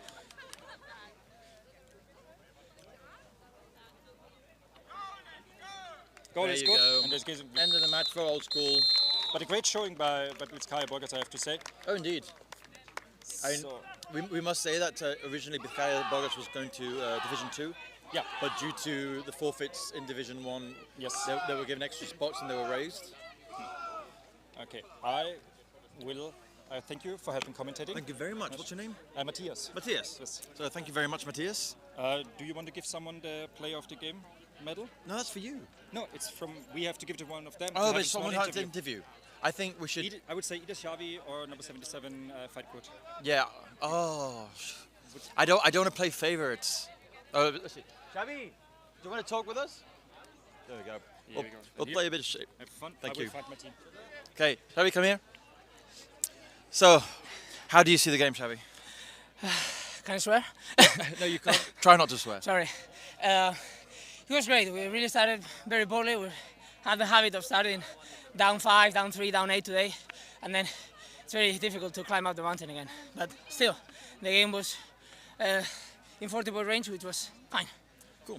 Thank you very much. Yeah, you're welcome. And this is for you for coming and talking to us. Oh, thank you very much. Little thingy. Thank you very much. Good luck for the rest of the day. What? Shut up! There you go. Wonderful, Xavi there. Oh, they're going to take the photographs. There you go. Wonderful. Great people. Hola, Ro. Hola, Itziber. ¿Cómo estáis? John Ander. No sé quién más está mirando desde casa, pero un saludo a todo el mundo que está mirando. Sam's looking at me saying, are you swearing in Spanish? I'm just saying hello to everyone from the Bizkaia Boggarts who are at home, who couldn't come. Así que sí, bebecito, te quiero mucho. ¡Mua! ¿Quién más hay por aquí? Invito gente. Hola, gracias, Bryce. Aquí tenemos a Inés, grande Inesca, nos encanta Inesca. Pochito, que ha hecho unos beats increíbles. Me han escrito pidiéndome el número de Andoni para poderle felicitar por privado. Gente, ya te vendrá. Any comments, any words? They're really tough. I love them. They tackle me real hard. They also fixed my injury in the neck, so perfect. Oh, that's perfect. That's great. Thank you very much. There you go. This is for Amma, which is their mother. Thank you very much. Would you like to say anything in name of Old School for everyone at home? Yeah, people who supported us, we watch our game. Thank you all. We love you. Türkiye, sizi seviyoruz. Gelince biz de yanınızda destekli olacağız. Thank you very much. Don't worry, yeah. Awesome. So there you go. We wanted to try and get number 77, but I'm afraid they've gone to the shade for some very well-earned rest. But incredible long shots for number 77 from Old School. And yeah, I'm not sure who's playing now. Do we know who's playing now, Sam? Well, Sam doesn't know. And I don't know, so somebody might know. Lasse, do you know who's playing now? Do you know who's playing on this pitch now? Yes. Who's playing? Come here, come with us. Come here. Okay. Okay, so it's Münster, Marauders and Antwerp playing now. Do we have any favourites?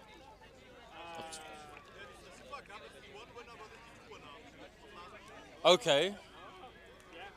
So now on pitch 3 we have the winners. We have the D1 winner from last year, which was Antwerp, and the D2 winners of last year as well. Yeah, Münster, Marauders. So we'll have to see how that progresses and how that goes. Do we have a commentator for this match, Sam? Hello, Lasse. There you go. Bye, Lasse. As explained, my job here, 50-50 commenters. We have my job this tournament is do a lot of work before, but during the tournament I'll be doing side quests. So I'll be buying food, I'll be commentating, I'll be doing the camera maybe later. Because on pitch 4 we got the experimental streaming with experimental commentary, like last week, hopefully, maybe. Hello, Pochita, would you like to say something to home? Someone to your family and friends, everyone watching? Do I have to speak in English? As long as you don't swear, and I know if you will swear, so go on. Okay. Hi, mommy. I'm playing now. No, not playing. I'm breathing now. But see you tomorrow. Oh. She's coming to see us. It's wonderful when parents support their children. Yeah, that's wonderful. Well then, thank you very much. Thank you. Mwah. We're just looking to see if anyone wants to chat. There's a lot of people. Wait a minute. Dile a Ignacio que venga.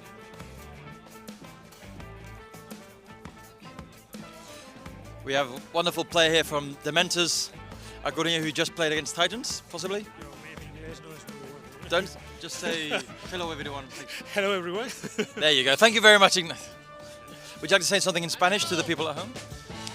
Bueno, era el partido que nos tocaba, Titans. That's the match we had, it was against Titans. Y bueno, no se puede hacer mucho, ya contábamos con perderlo. We couldn't do much, we already thought we'd lose, but... Y se hizo todo lo que se pudo, pero bueno, era para coger sensaciones y ver un poco cómo arrancábamos el torneo. Y ahora a partir de esto ya no podemos jugar, ya ahora tenemos que ganar. Yeah, so because it was the first match, we were just trying to get our feelers out, seeing how we play together as a team with this first match of the day. And from now on, it'll be full competition, so if you play against the Mentors, be careful and be aware. Thank you very much. Muchas gracias. There you go, bilingual streaming here with shots on. We may have trilingual if the Turks come back, or if any French people want to come and talk to us. Here we have Andy, our volunteer camera. Would you like to come and say something to the people? Come here a moment, come on, come here. Here we have, Andy here operating 2 cameras at once for your wonderful stream on the pitch 3. Is it hard, Andy? I think so. It is hard. Yeah, but hopefully I remembered how to do it since like October.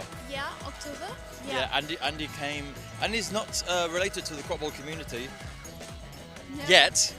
Yet. But the great person who came at Nations Cup last October here to Salou. You know, Shaggy from Barcelona Eagles. Yes. told me why aren't you playing like? Why aren't you playing? Please tell us in front of everyone at home. How many people are watching at the moment? Do you have the count, Sam? 20,000 people. So yeah, in front of the 20,000 people watching right now, why aren't you playing football yet, Andy? I don't know. Do you think I will be good at it? I think so. I think everyone has. There's the good thing about Quadball is there's a position for everyone. So whatever style of play or whatever physical condition, there's always a position you could play. Yeah. So maybe yes, if you fancy it. Everyone at home, remember to take someone who's not from Quadball to a Quadball practice to help the community grow. Thank you very much, Andy. A difference from last week, when we had clouds and rain, we had some storm and lightning. Oh, wait a minute, we've got Juan Diego here. The wonderful Juan Diego. And we also got Yugi here with the wonderful, the ref kit from the Emerald Dragon being played in Altafulla, very close from here, in June. Thank you so much, Price, for the last night dinner arrangement. Night dinner. Pleasure. Thank you for specifying there exactly what I did. Here we have these two are from Sevilla, who were the champions of Spain in the Spanish Cup. What are your thoughts for this tournament? You first, please. Well, so we'll try to do our best, at least to leave Spanish team's reputation in a high place. And let's do our best for the European Championship. Yeah, right? 4 of us are injured, severely injured, No, and no. we're not playing, and No, we we're aren't. not playing, and it's gonna be hard. Just for context for everyone, at the last Spanish Cup, there were 2 very serious injuries or broken things, and it happened to the same couple, to a couple in Sevilla, which is Juan Diego. What happened? To myself, I broke my ankle. Yeah, so Juan Diego broke his ankle, and then Steph, what happened to her? I don't know the name. The shoulder. Oh yeah. The shoulder, yeah. Yeah, It so was not broken. It wasn't broken, but the shoulder came out, and they couldn't put it back in for a couple of hours, so there was some recovery time. Is Steph playing? I don't think so. Okay. So Maybe she just warmed up a little bit. She tried, but okay, I so don't know. Sevilla unfortunately have 2 wonderful players who will be spectating. Also, Jose and Ele are not playing. Of course, they didn't yeah. play the Spanish Cup either, but they are good and we miss them. So we have 4 good players, unfortunately, from Sevilla who've come to watch, come to help, come to support. Especially Ele, who's a doctor, nurse. She's a nurse. Yeah. Nurse, and obviously they'll be able to help out if anything else happens. Hopefully not. Keep calm. Keep calm and carry on. But yeah, so you expect good results. Yeah. Who are you I wouldn't know. Who are you playing next? Well, our next team, I think it's Darmstadt at us. I don't know. think I so. know it's in pitch 2. But Okay. So yeah, pitch 2 is not being streamed. I think one of the few pitches not being streamed at the moment. If we turn the camera. Okay, we'll try and steal a camera, or maybe one of your injured players could do a live stream from their mobiles. Cool. Sure. Well, if you do, let us know, Demi and we'll share will it. be the one for sure, and Alvaro. Yeah. Okay, those well, are if the they two. do, Or maybe us. make sure to tell us, and we'll share it on socials, Cool. so people can follow you. Oh yeah. Thank you very much. Thank you, Prize. Thank you for I'll the see. tournament. Once again, Emerald Dragon t-shirt. If anyone wants it, beautiful. Best tournament ever. Best tournament ever. The first weekend in June, near Salou. Thank you very much. Thank you. Yedai, would you like to come and say some words? Oh, you've got a ref. Okay. The President of Spain. Hello, Anna. Would you like to say some words? Hi. Hi. Thank you for the word. Thank you for the one word. Okay, well, I think I'll leave it here. I'll leave you, all of you, with the next match. Oh, there we go. We got Louis the King playing now with Antwerp, who will be DJing at the social for the first hour of the social. That'll be fun. So anyway, yeah, I'll leave you guys with the next match, and hopefully enjoy it. Thank you very much.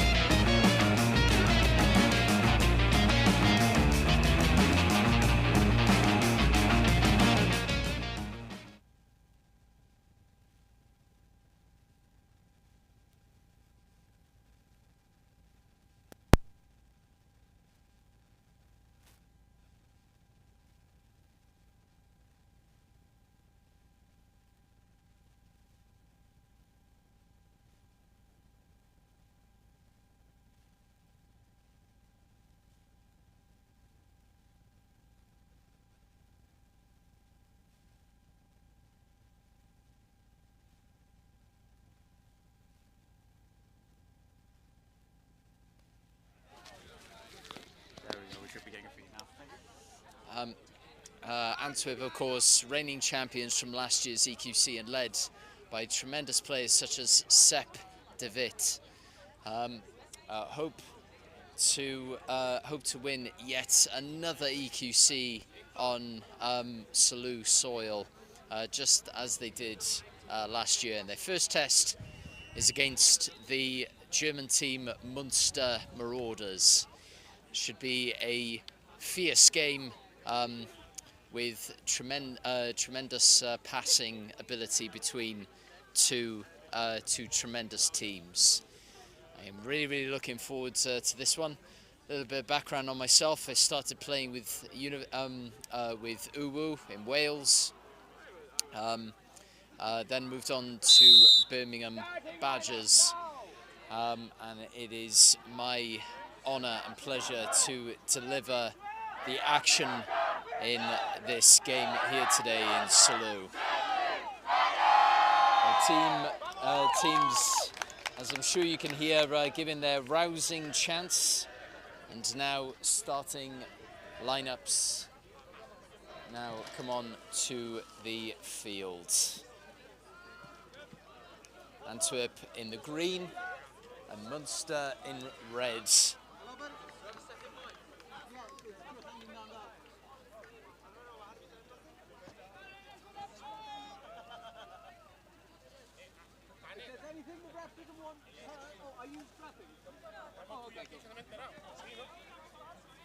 Sam, is the camera picking me up okay? The camera's on that way. It's Awesome. now on the field. Grace, can I ask, are you able to step behind the yellow? Of course, no problem. Chasing for the Qwaffle, number 34 from Münster. Thank you, Andy. And unfortunately, we don't have a number for the Antwerp player yet, but I'm sure we will in due course. It is the keeper of Antwerp.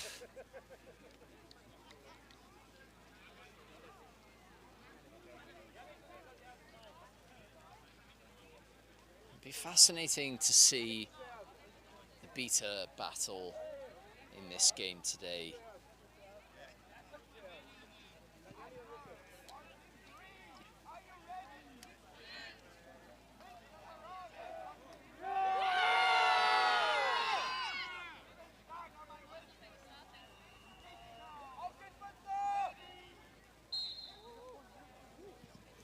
And pickup is won by number 3, the keeper from Antwerp, who substitutes immediately. Antwerp with possession of the Qwaffle. Münster winning control. The Qwaffle is the arms of Sepp de Wit. Very well known Antwerp and Team Belgium player. 22 with the drive-through for Antwerp. It's in the arms of number 40 from Antwerp, and that is a great drive and dunk. First goal goes to the reigning champions.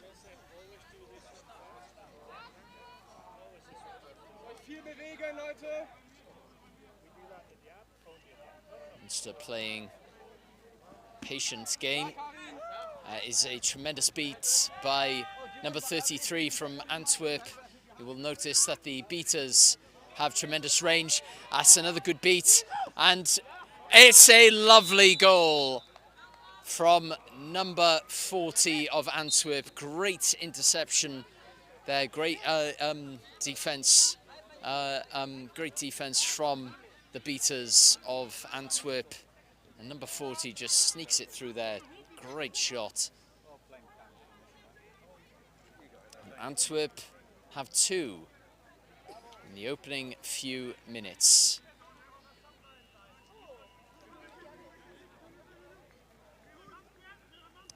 Marauders with the Qwaffle. Pressure by Antwerp, forcing the restart. Number 33 pressing extremely high. Antwerp recover the Qwaffle. Thrown over.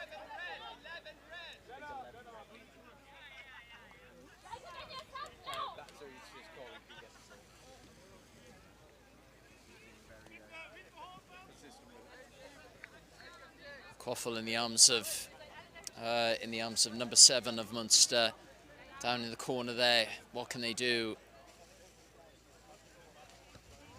And it's intercepted by Septovit. Septovit with the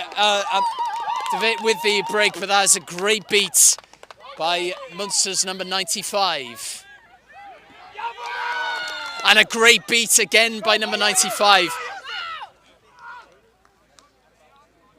And great tackle from number 40 of Antwerp on number 35, but it looks as though there could be an injury here.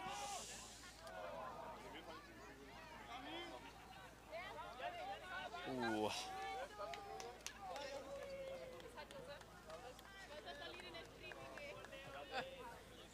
It looks to be an injury here.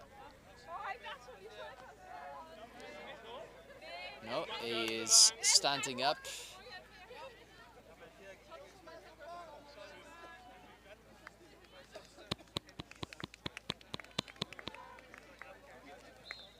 And number 34, Joseph O of Münster. It looks as though he will be okay.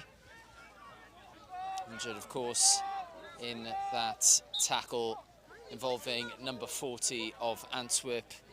Ball recovered, and the ball is now in the arms of number 40 of Antwerp. Will put a lovely pass over there to number 6, and number 6 of Antwerp has scored their 3rd goal. It is now 3-0 to the reigning champions Antwerp.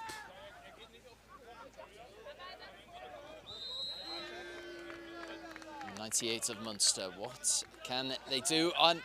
Intercepted by number 22, and she gets beat, but Qwaffles is back in the possession of Antwerp.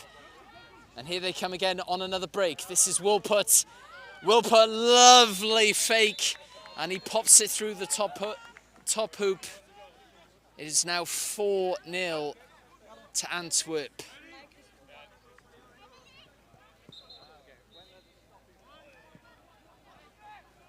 Some great goals there by number 40, Wilput of Antwerp.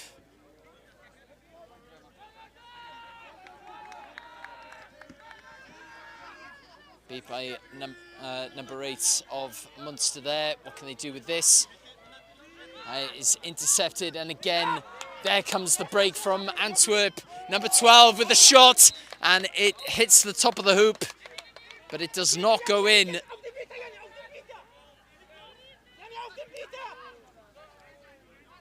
Pass there from Münster, recovered by number 98. Number 98, can he score? No.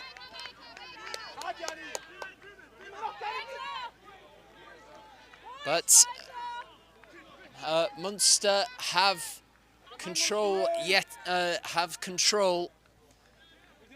Fast and furious opening. Antwerp scoring some very, very good goals. Goals befitting the reigning champions. Münster now looking to try and get within range. Number 19. Oh, and a lovely goal. A lovely goal by number 98, who came off his broomstick, so he'll have to tap back in on hoops.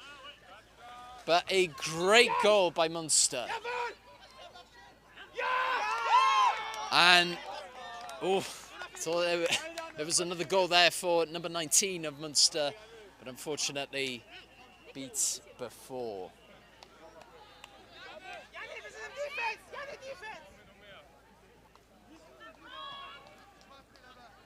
Münster pressing high.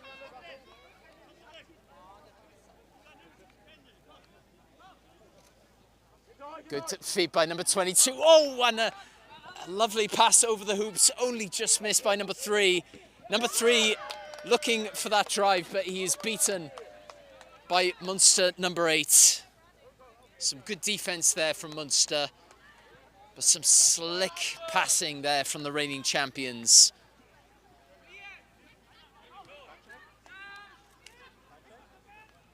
Bludgers on the Münster side. Great hands though. Number 9 in the backfield has got time. He is shaken off number 12. Goes for the pass, but it is in the hands of Antwerp number 3. Antwerp number 3 going through the drive. Can he do... Oh, was that high contact? Oh, and... Oh, is that... A fierce scramble on the floor there, but it is eventually in the arms of Münster. No call from the referee, and the Qwaffle is in the arms of Becker of Münster. And it's a goal! A great break from Münster Marauders there, and it's popped in by number 25. Good break there from Becker of Münster. And Münster have another goal. The score is now 4-2 in favour of Antwerp, the reigning champions. Another good tackle from number 25. Münster beaters pressing high. They've got control. Ball is in the arms of Antwerp, number 19. Even without control, the reigning champions are always a threat. But the press is on from Münster. Qwaffle in the arms of number 12. Number 12, nice dash past number 25. Can he get the shot away? It is a goal. It is no goal, sorry. Beat before, called by Yanis. A ref with over 100 games under his belt. Very experienced referee. Frolking with the Qwaffle. Frolking with the shot on the top hoop, but it does not go in. But Münster looking dangerous.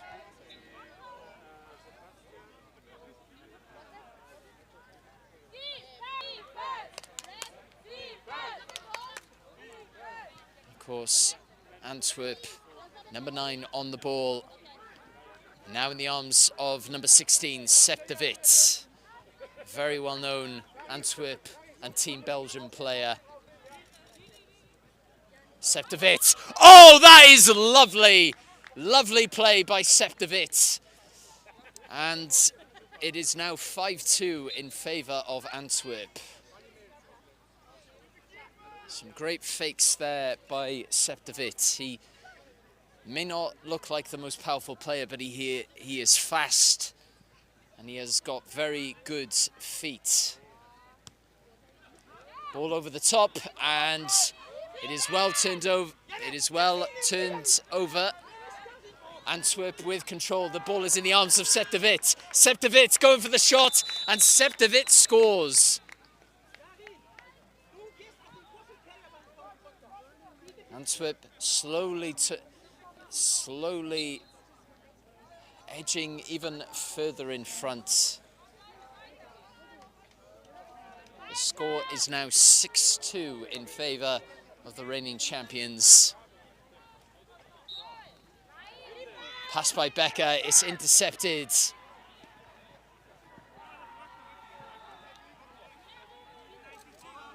Control is with Antwerp. A good block. Number 70 beaten out, and possession is in the arms of number 9 Becker of Münster.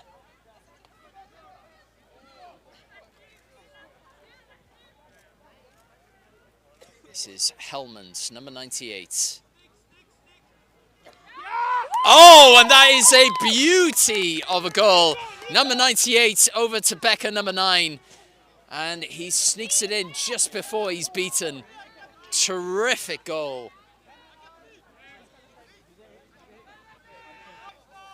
Control in the arms of Antwerp. This is Sepp de Wit, and Sepp de Wit has scored yet again.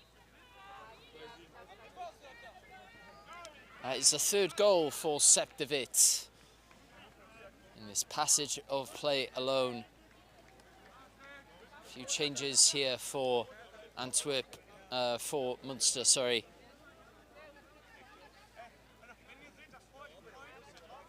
Pass over the top, but it is well intercepted by Septevit. Here he goes. Septevit on the breakaway, and it's popped across to number 9.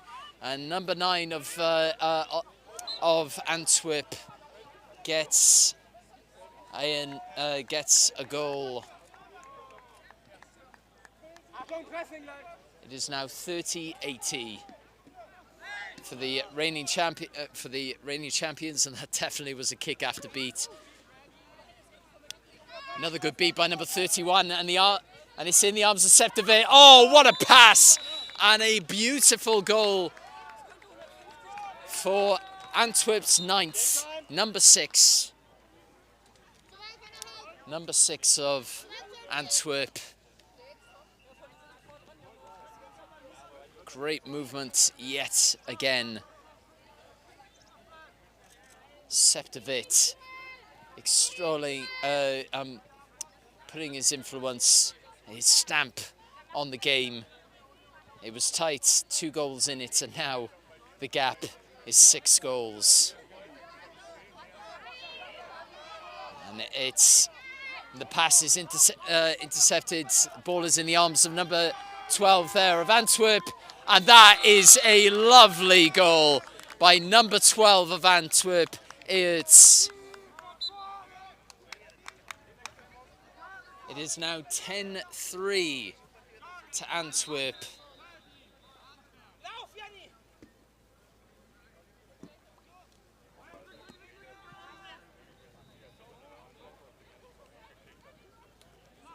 Possession in the arms of 25, and oh! That nearly worked. Qwaffles in the arms of number 12 of Antwerp.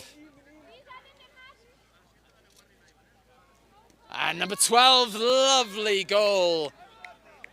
Really lovely goal.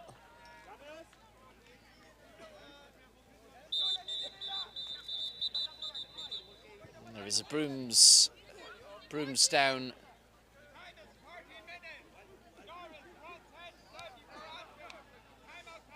The score is 11-30 to Antwerp. Looked quite close, but then Antwerp pulled away. A series of goals scored by Septevit.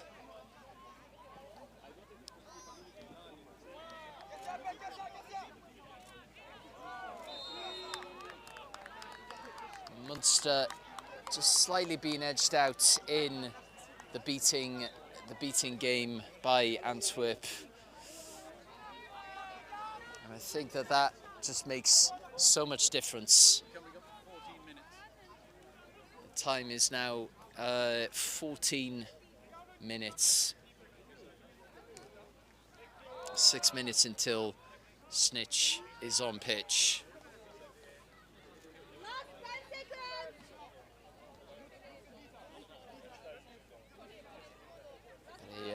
Tough game for Münster Marauders. Let's see if they can get back in the ascendancy,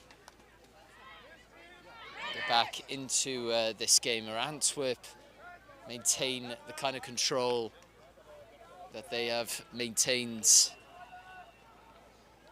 so many games in the past.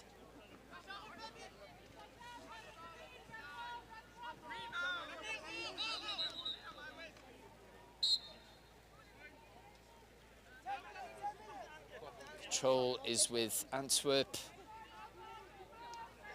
Number 34 of Münster with a Qwaffles. Antwerp pressing high.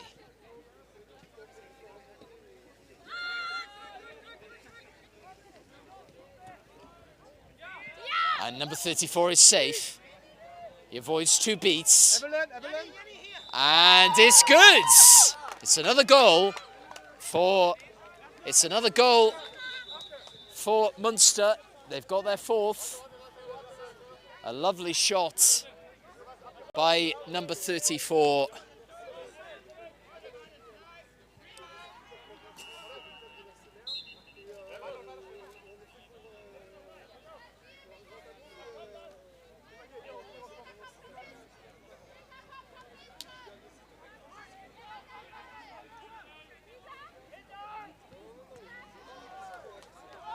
So 11-4 is the score. Number 12 avoids the beat, and a terrific tackle from number 7. Oh, nearly recovered by Antwerp number 70. The refs have called the brooms down here. It's that high contact.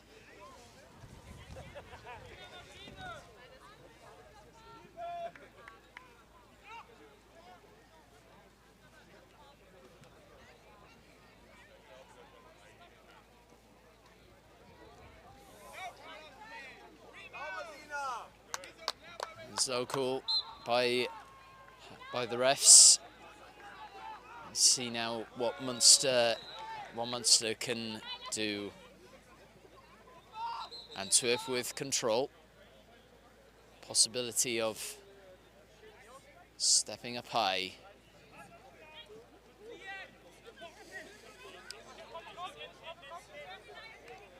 Again that pass, and again the intercept. And there goes number 9. Number 9 of Antwerp, lovely pass across to number 12. He evades the challenge, and that's a lovely goal by Ayet, number 12 of Antwerp. And the score is now 12-4 in favour of Antwerp.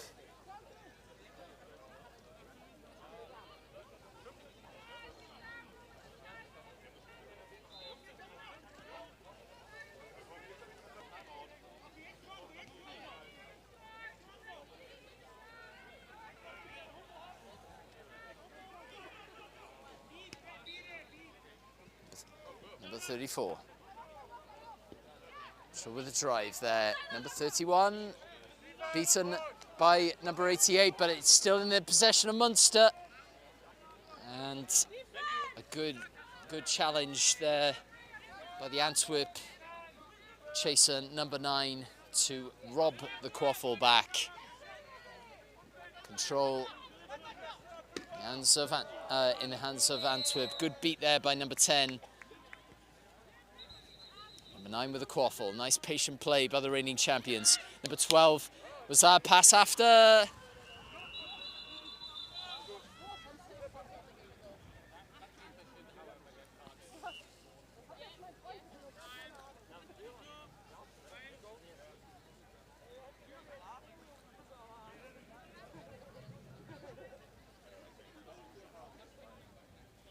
Explain the difference between what's your continuation of motion and what's your playing after beat?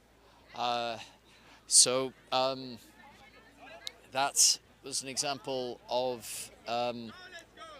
So the goal is good. It was continuation of. Wait, the refs are.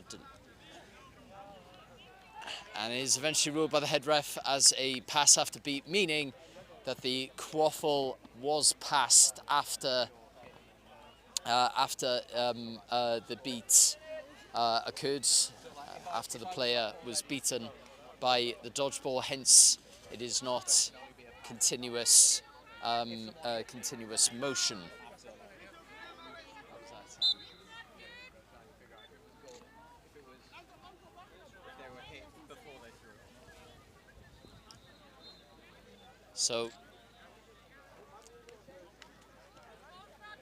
So yes, pass after beat, meaning that the pass occurred after being beaten by the dodgeball. Number 31 of Münster, lovely pass over there. Can number 9 sneak it in? Comes back though to number 7 and and the shot hits the top of the hoop, and unfortunately no goal.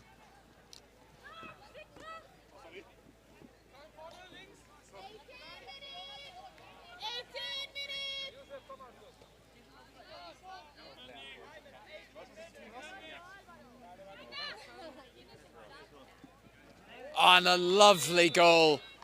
Great pass from Septovitz over to number 19. Great movement there by the Antwerp chaser, and it is now 130 to 40, favour of Antwerp.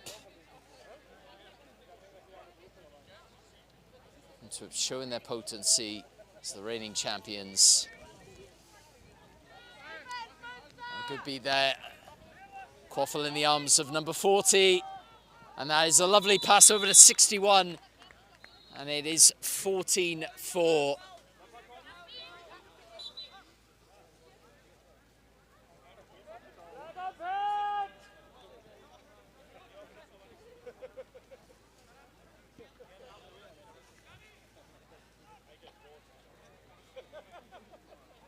Münster now on the attack. Number 9, oof, the shot recovered by number 40. 30 seconds for the seekers.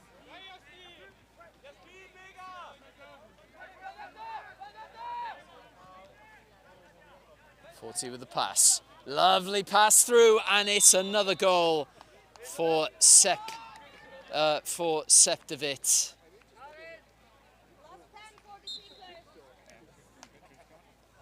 Antwerp in utter dominance at the moment.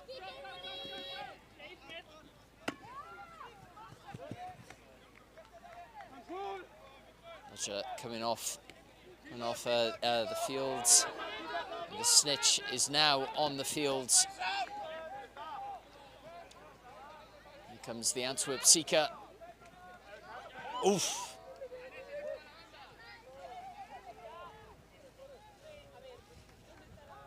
Antwerp seeker going for it, beaten. As is the Münster seeker Qwaffles in possession of Sepp de Wit. Lovely, a lovely pass. And it's yet another goal for Antwerp.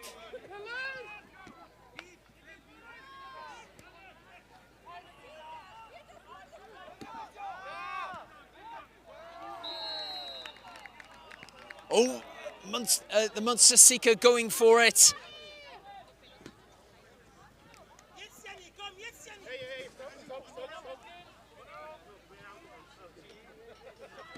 Unfortunately out of bounds when he made that latest attempt.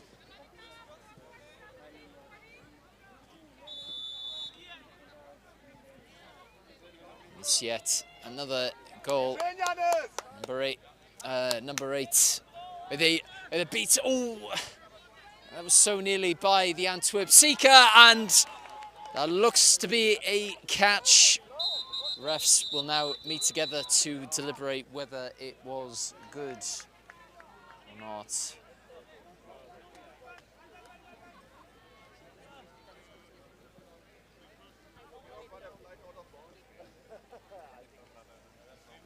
Might be called out of bounds, not sure yet.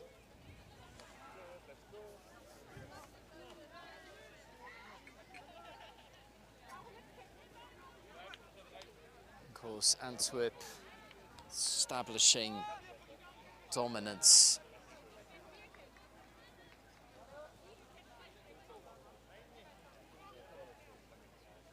Of course, if this catch is good, it will be the end of the game. Antwerp, reigning champions, with a good win to start off their EQC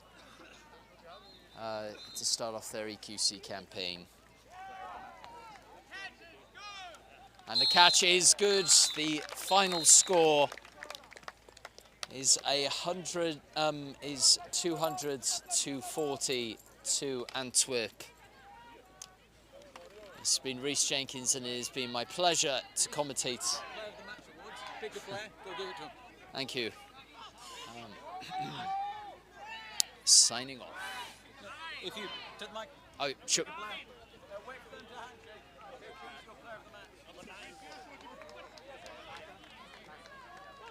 I have to say,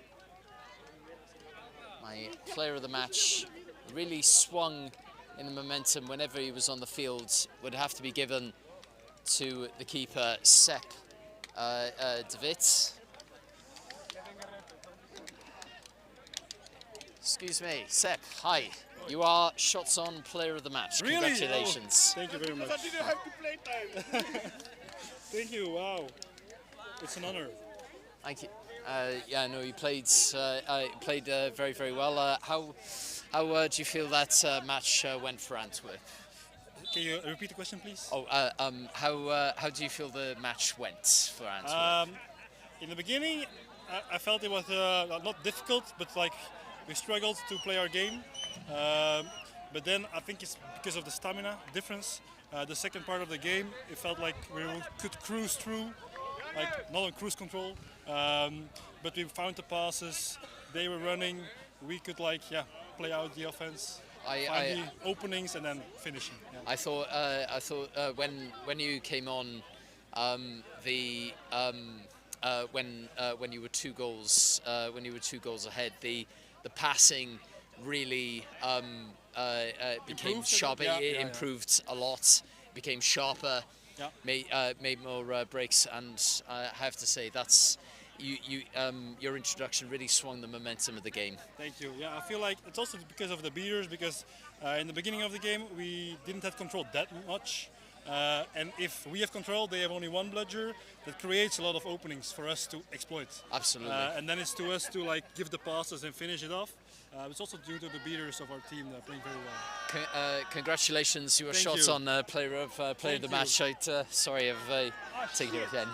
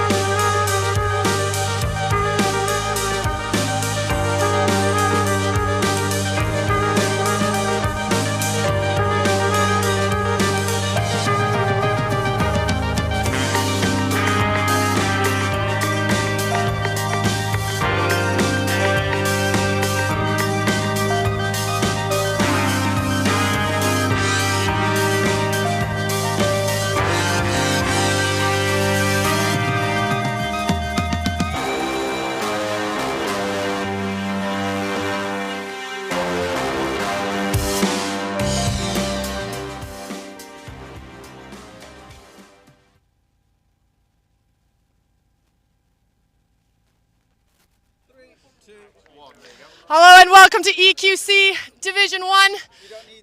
I will not throw the mic in my face and scream at you all. I do like to project, so you know, we'll be told if I start yelling at you too loud. We have Brussels from Belgium versus the Dementores de Coruña from España. I'm sorry, Belgium, I'm not going to pronounce anything right. Spanish, maybe. It's super exciting. I am Jasper, I'm playing for the Munich Wolpertingers, but I'm actually Canadian, so I don't know anybody's name.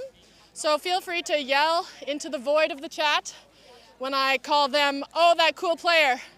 They did a good job. I haven't seen either of these teams play, so it's pretty exciting for me. Does anybody know anything about these teams? Nobody knows anything? This is gonna be an exciting day for all of us. I'm sure people at home are probably like, okay, but I know these people. I'm friends with them. Why don't you? It's okay. It's gonna be okay. I'm gonna tell you what they're doing, and I'm gonna monologue to myself because it's just me right now. Conveniently, my favorite hobby is monologuing to myself. That's why I got kicked off a score table, because it's too hard to pay attention to the score when you could be talking about what's going on in the field. So we're lining up. We've got 2 people ready to run for the Quadball, 2 people ready to race for the bludger, or dodgeball, sorry. Still working on those name changes.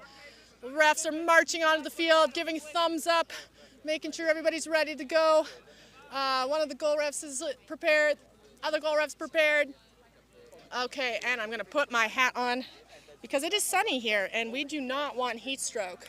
This is a notice to any players who are playing. Drink your water, drink lots of it, stay in the shade, and the wind is not so bad. Okay.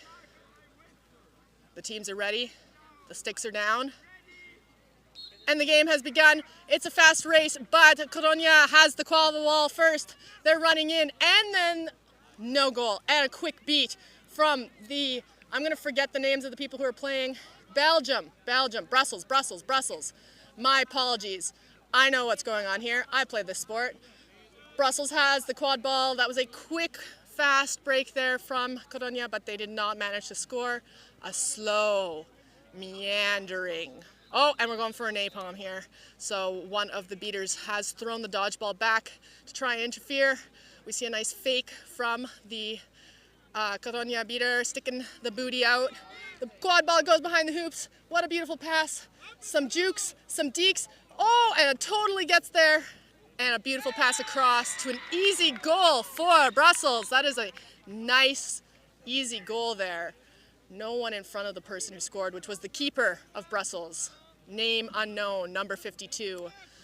They're right back on defense, moving the ball around for the Dementores de Coruña, walking slowly, and they do not have dodgeball control, so we see the beater trying to interfere.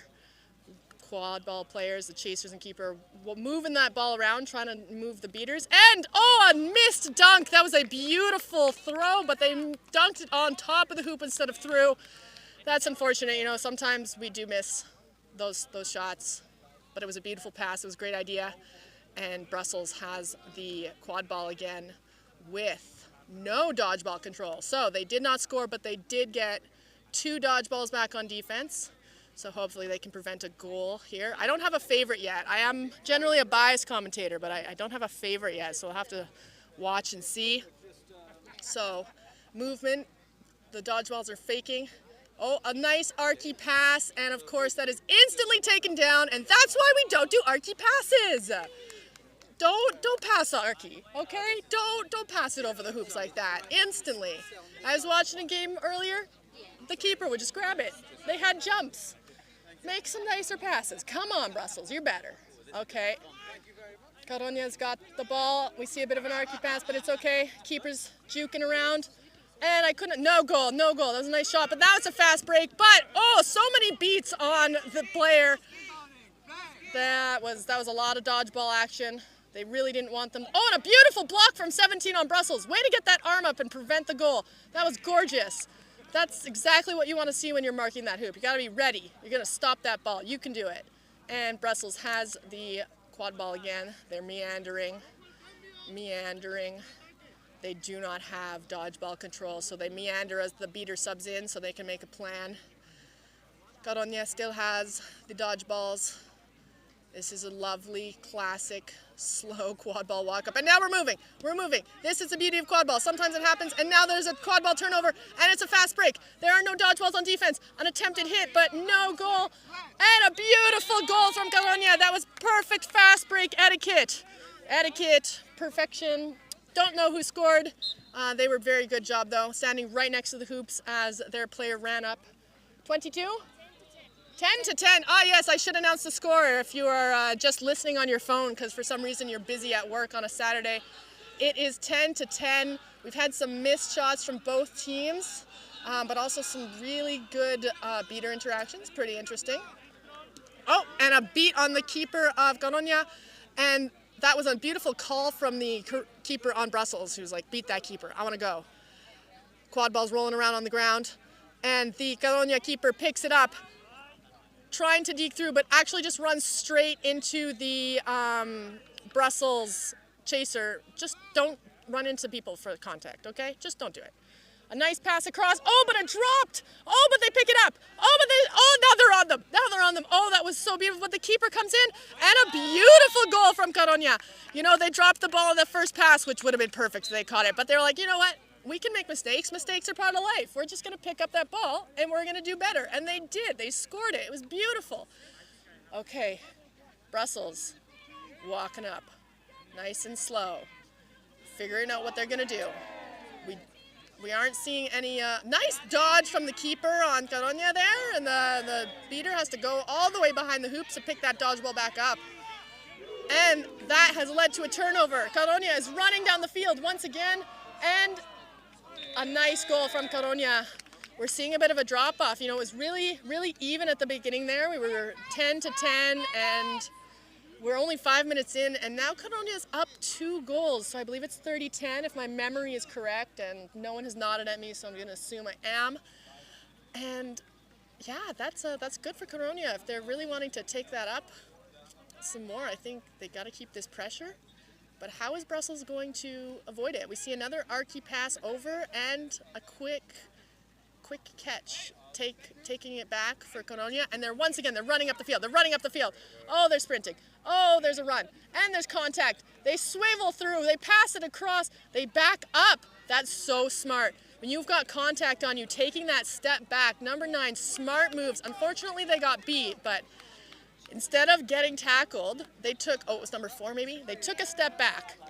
And I love when players don't just run into contact. You know, that's kind of what you want to see, is not crashing through and getting tackled to the ground too early. Just take a step back. Give yourself that space. Okay, Brussels carrying it up again. They do a weird little handoff thing. You know, I would have liked to see 17 carry that ball a little bit more. I don't see, as you can see, number 5 just got tackled. Good job, number 17. Good job. Oh, that was so close. Oh, that was so close, number 17. Oh, I was so proud of that shot. Oh. That was really good. I couldn't really tell if there was weird goalkeeping or something. I'm going to make ref calls as a commentator, and you should absolutely not believe a single one of them. I am not in a position to make ref calls. And they're running down the field. Coruña running down the field. A weird archy pass over, and they drop it. And they drop it again. And they get it in once again. You know, Coruña, if they could get those first catches, I think they would absolutely crush it, but they're crushing it anyways. They're like, I can drop the ball and I'll still score because I believe in myself and I believe in my teammates. And I now have an absolute bandwagon hop on here. I will be cheering for Coruña. Brussels, actually no, here comes the Brussels player that I took the bus with. I forget their name. I'm so sorry. Wonderful human who helped us on the bus, and we helped you. We got here all together. Coming in from Barcelona. Oh, passes over and instantly, Coruña gets it. I think that Belgium really has to figure out what they're doing when they pass the ball over, because once again, Coruña on the fast break. I would like to see what would happen when Brussels gets to set up their defense, because I'm pretty sure they have lost every single goal on a fast break there and a quick pass across. And Coruña has always been able to set up their defense. We're seeing here a nice set defense. Well, maybe they're kind of still figuring it out. Looks like they've got marking, a couple people in front of the hoops. Beater's going for the keeper. Keeper's running in, and the archy pass over, right into their hands. Come on, Belgium. You gotta mix it up. It's not working. I believe in you. Mix it up.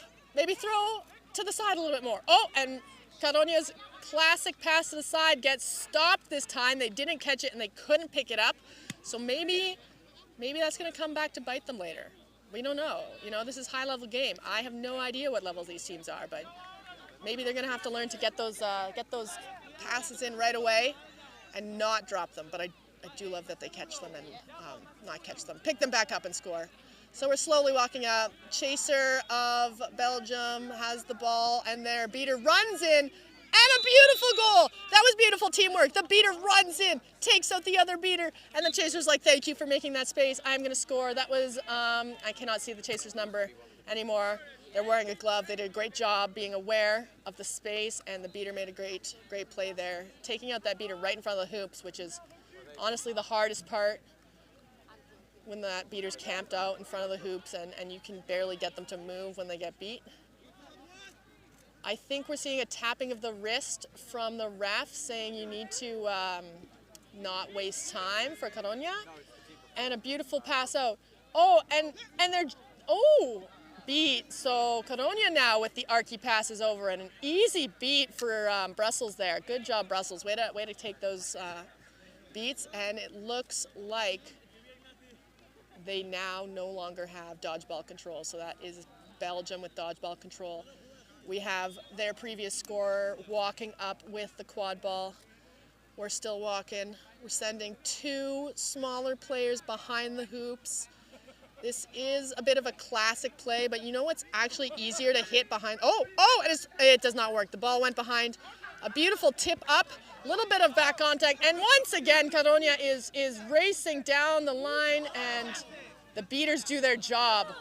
The beaters do their job. Oh, the beaters do not do their job. We'll see. Clearly, the Brussels player, there's more than just Brussels in Belgium. Apologies, Belgium. I know you have many great and wonderful cities. The Brussels player, not okay with what went on there. They think everyone was beat. Also, there might be an injury, so we're going to ignore what's going on over there. Just taking a little break here. Sorry. 60-20. Thank you to the wonderful camera people who are reminding me to tell you what the actual score is.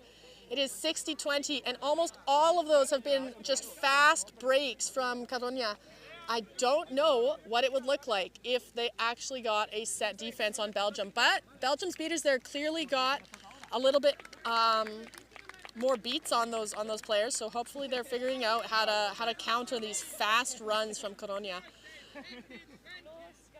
And we have a player making their way off the field. Hopefully they're okay. You know, it's still early. We got another whole day of quad ball tomorrow.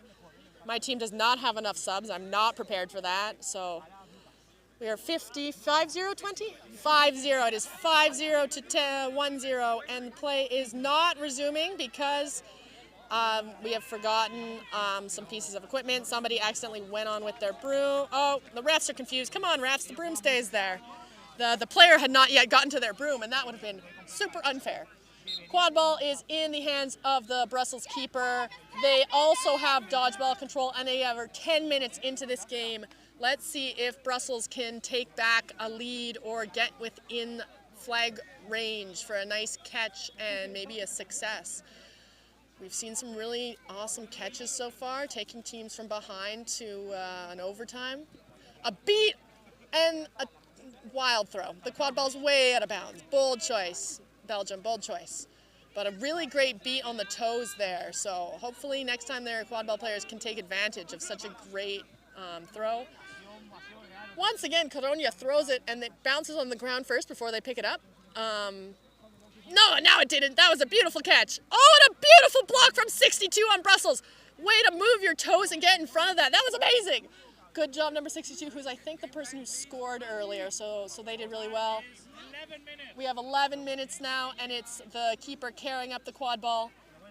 Beater right next to them, protecting, and Coruña has dodgeball control, so hopefully they will see no goal against them for this because they've got the advantage, but come on, Belgium, you gotta figure it out. You gotta figure it out. Nice beat, and beats the dodgeball right out of their hands.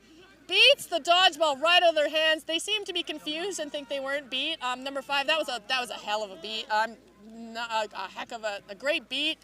the quad ball left your hands. You were so beat. Don't pick that quad ball up again. That is one of my biggest pet peeves. You know, you don't need an AR to tell you if you're beat if you can feel the beat. Come on, people. Play the rules. So, oh, we're going for a napalm, and it's a set defense, so let's see what happens. They've thrown the dodgeball back. The beater is trying to interfere. They get beat, pass behind, and the patience! Way to go. Make that defense jump for you, number maybe 9, maybe 4. Once again, I'm pretty sure it's a 4. Same player, beautiful patience. Waits for that ball, waits for the defense to jump, and then they've jumped. Open hoop after that. I want to do more of that in my own game. That's something that's just beautiful to see.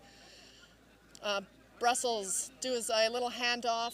They once again have put their shorter players behind the hoops, which is always, you know, it's easier to hit tall people. They're beat, and another fast break from Coruña.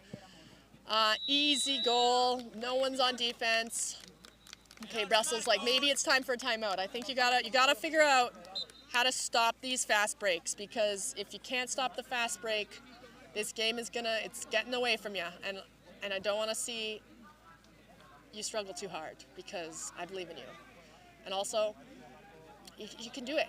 You just gotta maybe take a little chat, figure out, keep a dodgeball, make sure they're ready. They're walking it up slowly. They do a handoff. They've put their short players behind the hoops again. I guess they're all not the tallest. I am a little bit biased. I play, oh, beautiful catch, a beautiful pass off. That was beautiful, Brussels. That is how you do it. That was amazing teamwork. The ball goes behind. Oh, and they're right on it. The Coruña was ready for a fast break, but the Brussels keeper was like, no, actually, I'm going to stand right in front of this quad ball. I'm not letting you just run again. Okay, no more fast breaks. A wildly overpass, and we see Brussels is really committing a lot at the back there.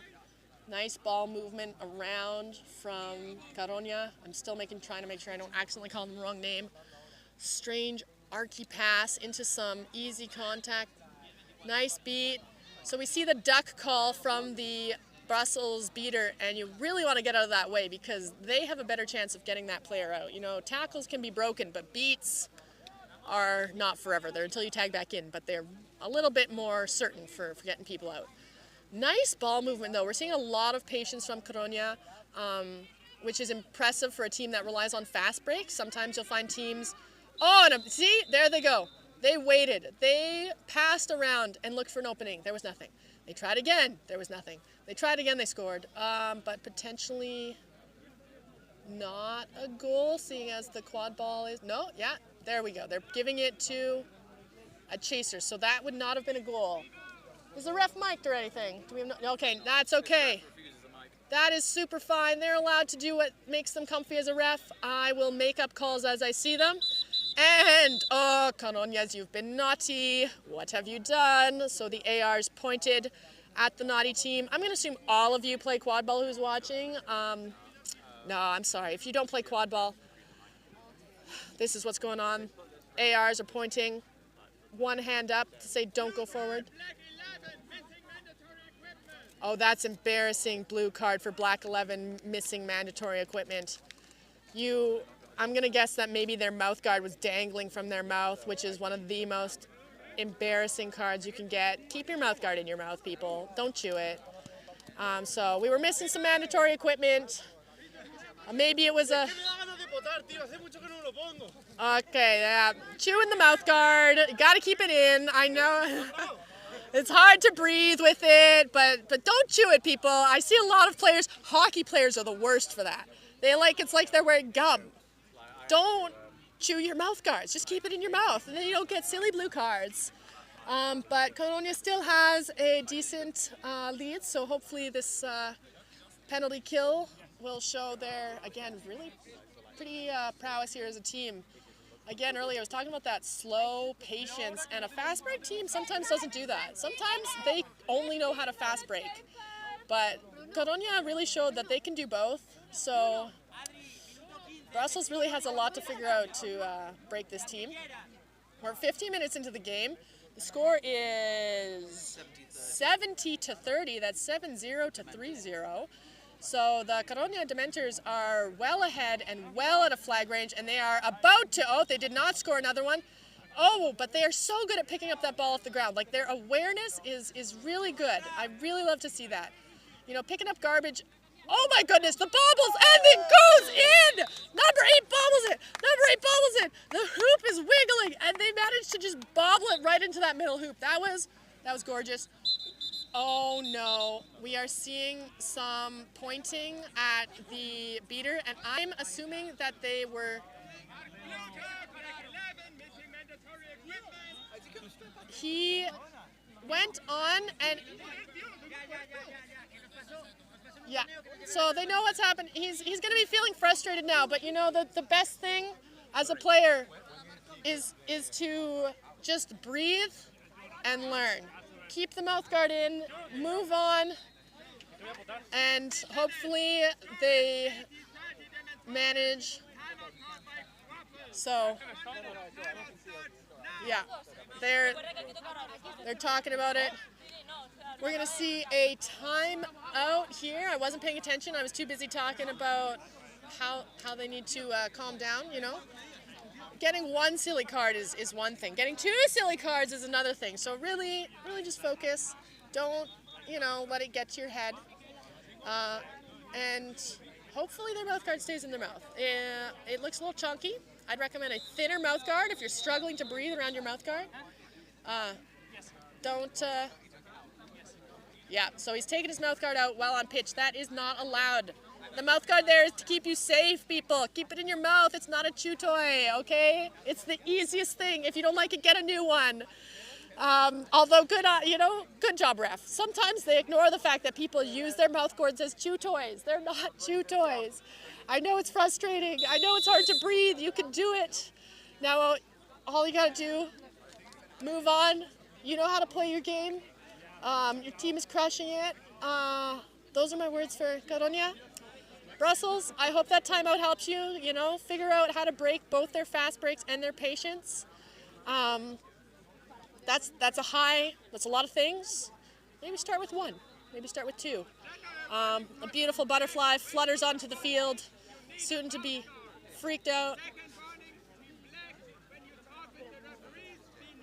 Okay, and so we're being warned to wear our mouth guards and to be nice when speaking to refs. And you know, that's one of the most important things. Like, I know we can get heated. Referees are, a lot of the time players too, so they're about to go play. Please don't hurt their feelings too much. And the other thing is, refs miss calls. Have you missed a shot? Yeah, you have. Or a beat. I know you have. Okay, the refs they're gonna miss a call. That's okay. You just gotta get up, play on, and they'll get the next one. They are human beings too. We're seeing some nice patience here from Brussels, running in, deking, a beautiful deke, an archy pass over, and the dodgeball is thrown into the air to block it, which is, again, archy passes, Belgium, come on. It's too easy to tell where they're going. But I really liked that movement at the beginning. So you gotta trust. You gotta trust your wing chasers. Gotta maybe put them somewhere where they can catch the ball, that it doesn't have to go in, I don't know, I'm sorry, I'm about to speak in feet because as a Canadian, we measure in both feet and meters. But yeah, if it goes 10 feet over their head and then drops down to their small 150 centimeter body, is that small? I'm sorry, we measure height in feet in Canada because we're embarrassing. It's not gonna work. Okay, I'm back to the game. Belgium's on defense. The ball is being patiently passed around by Coruña. We're coming in, a nice beat on the keeper of Coruña, but unfortunately Coruña is too good at passing around. They did it. They drove in. The keeper committed. The ball went to the ground, they picked it up and they scored. It's the Coruña way. They can pick up any garbage left on the ground and they will score it. Okay.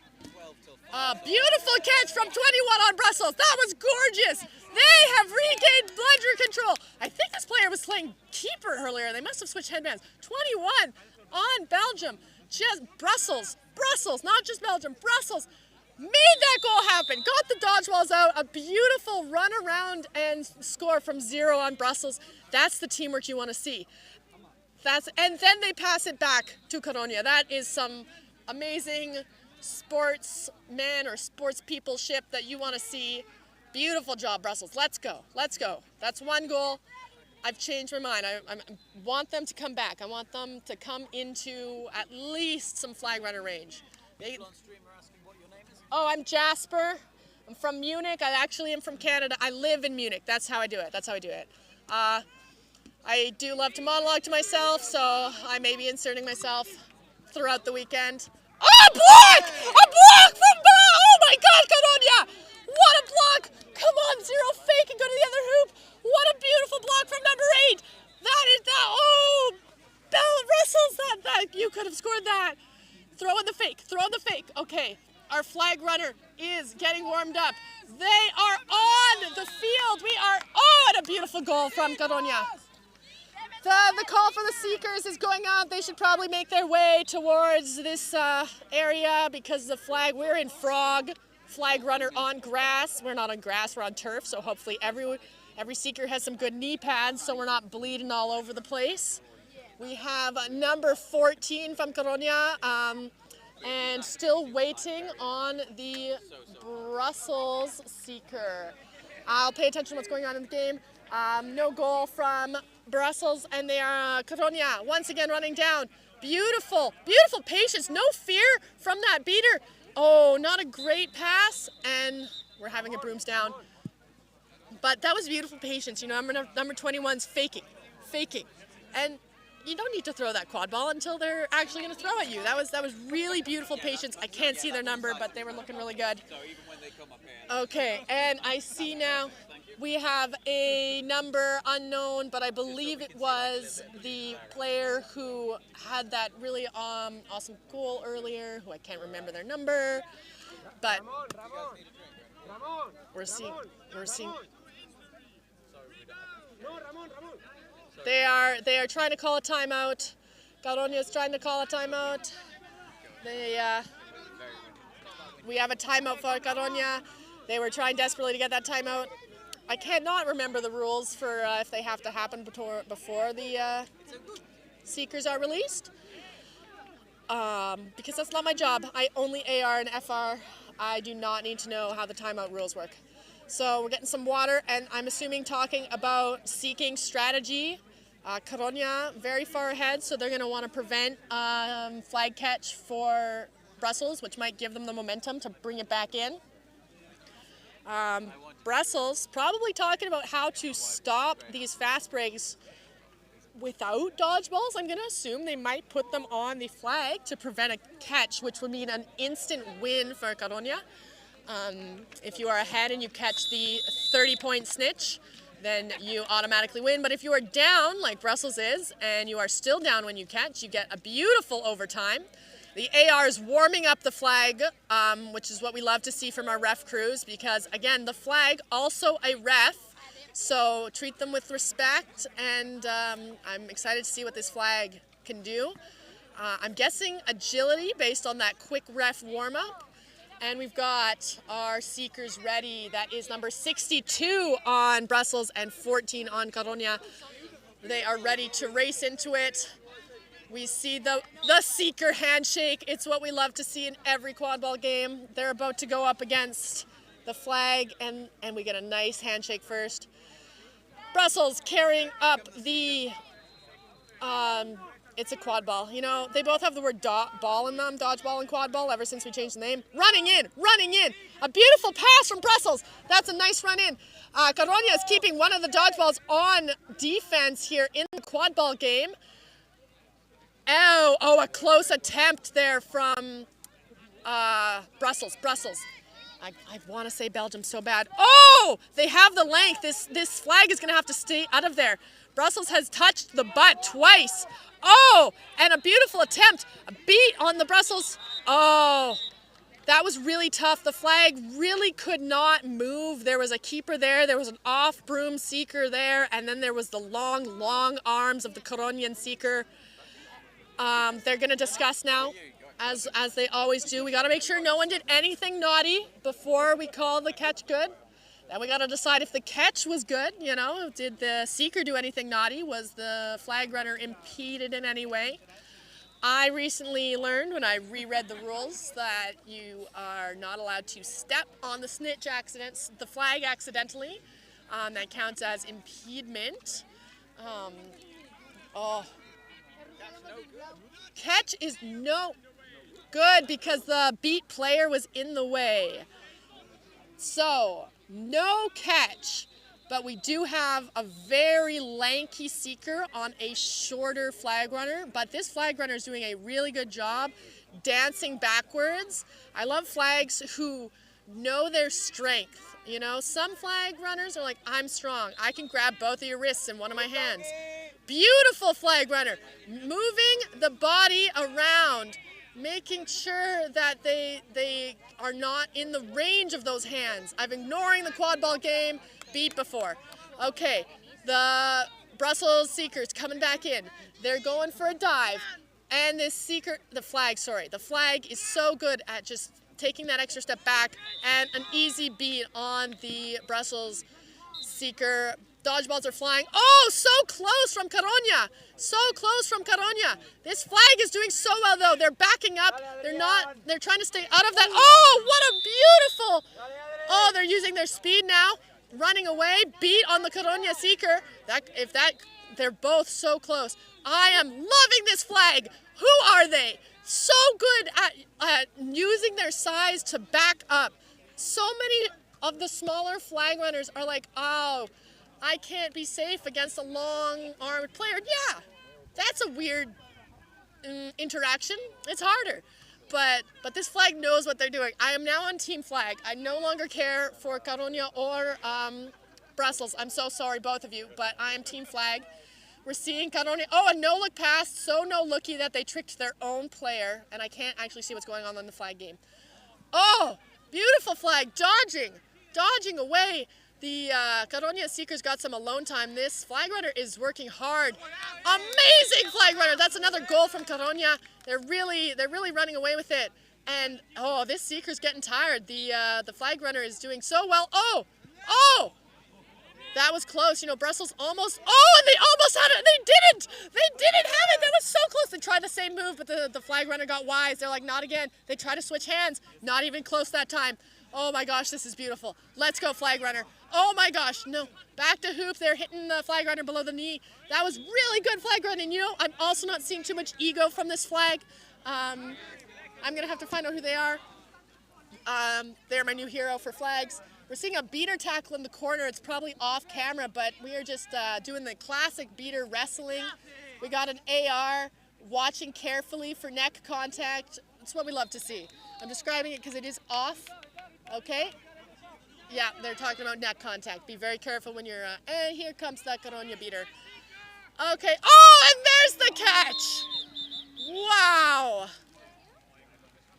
That's from Brussels. So, if this catch is good, which, you know, I think it is, that was a really clean wraparound. Flag's getting tired, you know. They've been doing a lot of hard work, backing away, because that's the thing. When you're smaller, usually you've got to use your legs and your agility and to get out of that arm's reach. And there was a reach around, clean looking to me. Now we got to see if anyone was naughty. Dodgeball players, beaters are talking to refs, deciding if it's trying to figure out what they're being called and such. And it's a classic ref party. The most exciting part of quad balls when we watch the refs stand in a circle and discuss calls. I love a ref who's decisive. The catch is good. So the score is 120 to 80. So the set score is now going to be 120, 130, 140, 150, I believe. So the first team to reach 150 is going to win this game, and that is going to be a bit hard here for Brussels. They're only at 80, I think is what they just said. That's far, far below the 120, which is only 3 goals for Coruña, and 150. So Coruña with their frost breaks is really, oh, no goal! I thought that was going to be it. And that, people, is why you don't call goals from the sideline angle. I thought that was straight in. It was not. That's why we have goal refs. Don't make ref calls from the sidelines. I say as I admitted that I was going to make ref calls. Okay, Coruña taking it slow and easy. They have time to set up. Brussels has got a one dodgeball on defense. The other beater has lost their headband, and the ref is running to give it back. That's an AR. That's an AR. Good job, AR. Don't know what happened with the quad ball, but I did see the AR. Oh, and beat on the butt for 23. Beautiful beating. Poor number 21 is really trying hard here, but I just noticed their socks, and they're beautiful. They're beautiful socks. Bright orange, bright green. I love a cool sock. Okay. Coruña is now back, slowly, and quickly now. A pass over, a classic Coruña move, and a goal! What a shot from number, I think that's 4-9 again. 4 or 9, again. It's gotta be 4. I'm sure it's 4. Good job, number 4. The ball goes all the way to the other keeper zone, really giving them time to go back and set up on defense, which is a smart move. If you throw it that hard and they can't get it. Bad move if you don't throw it hard and they pick it up for a quick break. But Brussels is, nice tackle. Going to the ground, beat on the keeper, but not Coruña. Their jerseys are kind of similar. I think that's what's getting me. Brussels picks it back up. Really good awareness there from Brussels, making sure that they kept that quad ball. They really can't afford to let Coruña have any of their fast breaks, but runs right into contact, accidental trip. The keeper crawls to their knees. I think they might need a sub after that one. They're looking a little tired. That was really awkward, but Brussels scored on that. Really good job there from number 62. It was like, okay, I tripped, I got tackled, I got out of it, and I'm gonna score anyways.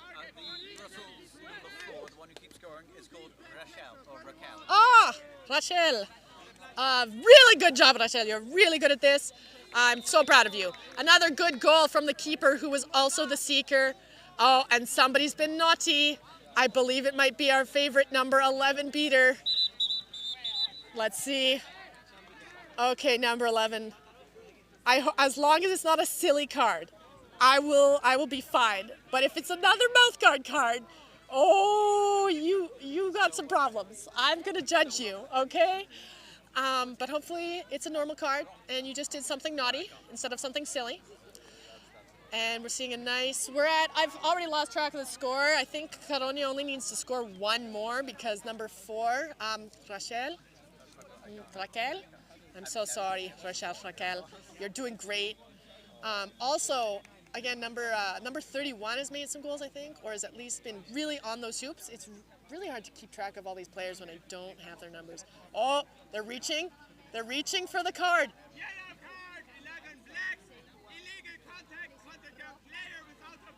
Okay, 11, my buddy, is back in the thing for illegal contact with a player without a ball.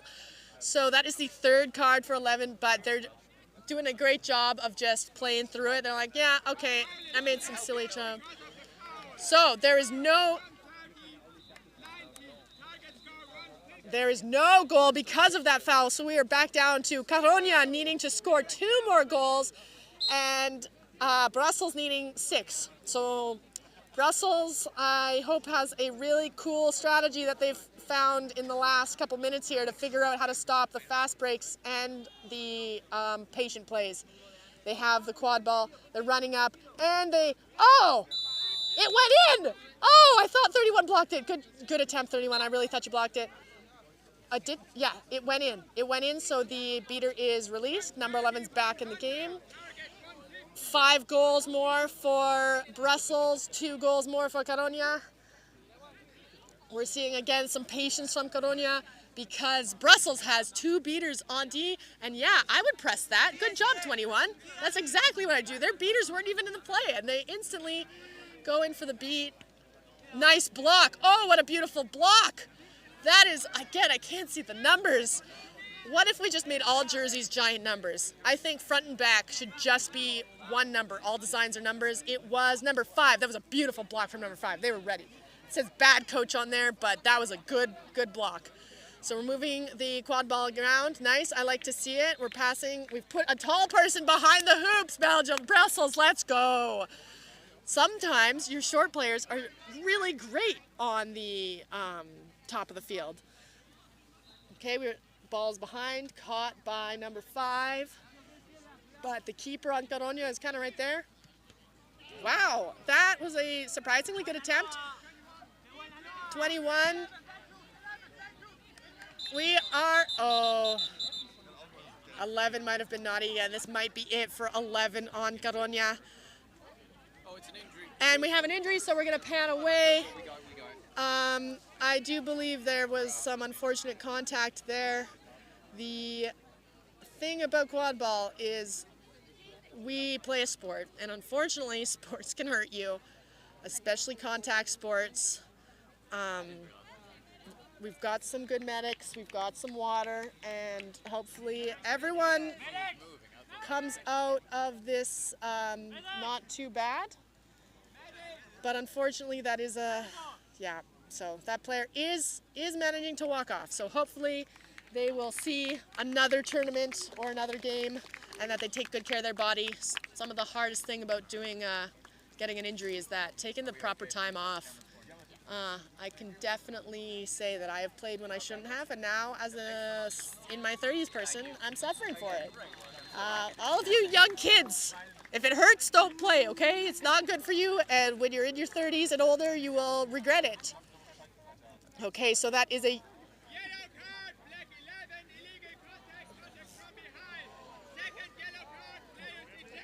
So, number 11 is ejected for a second yellow, illegal contact from behind.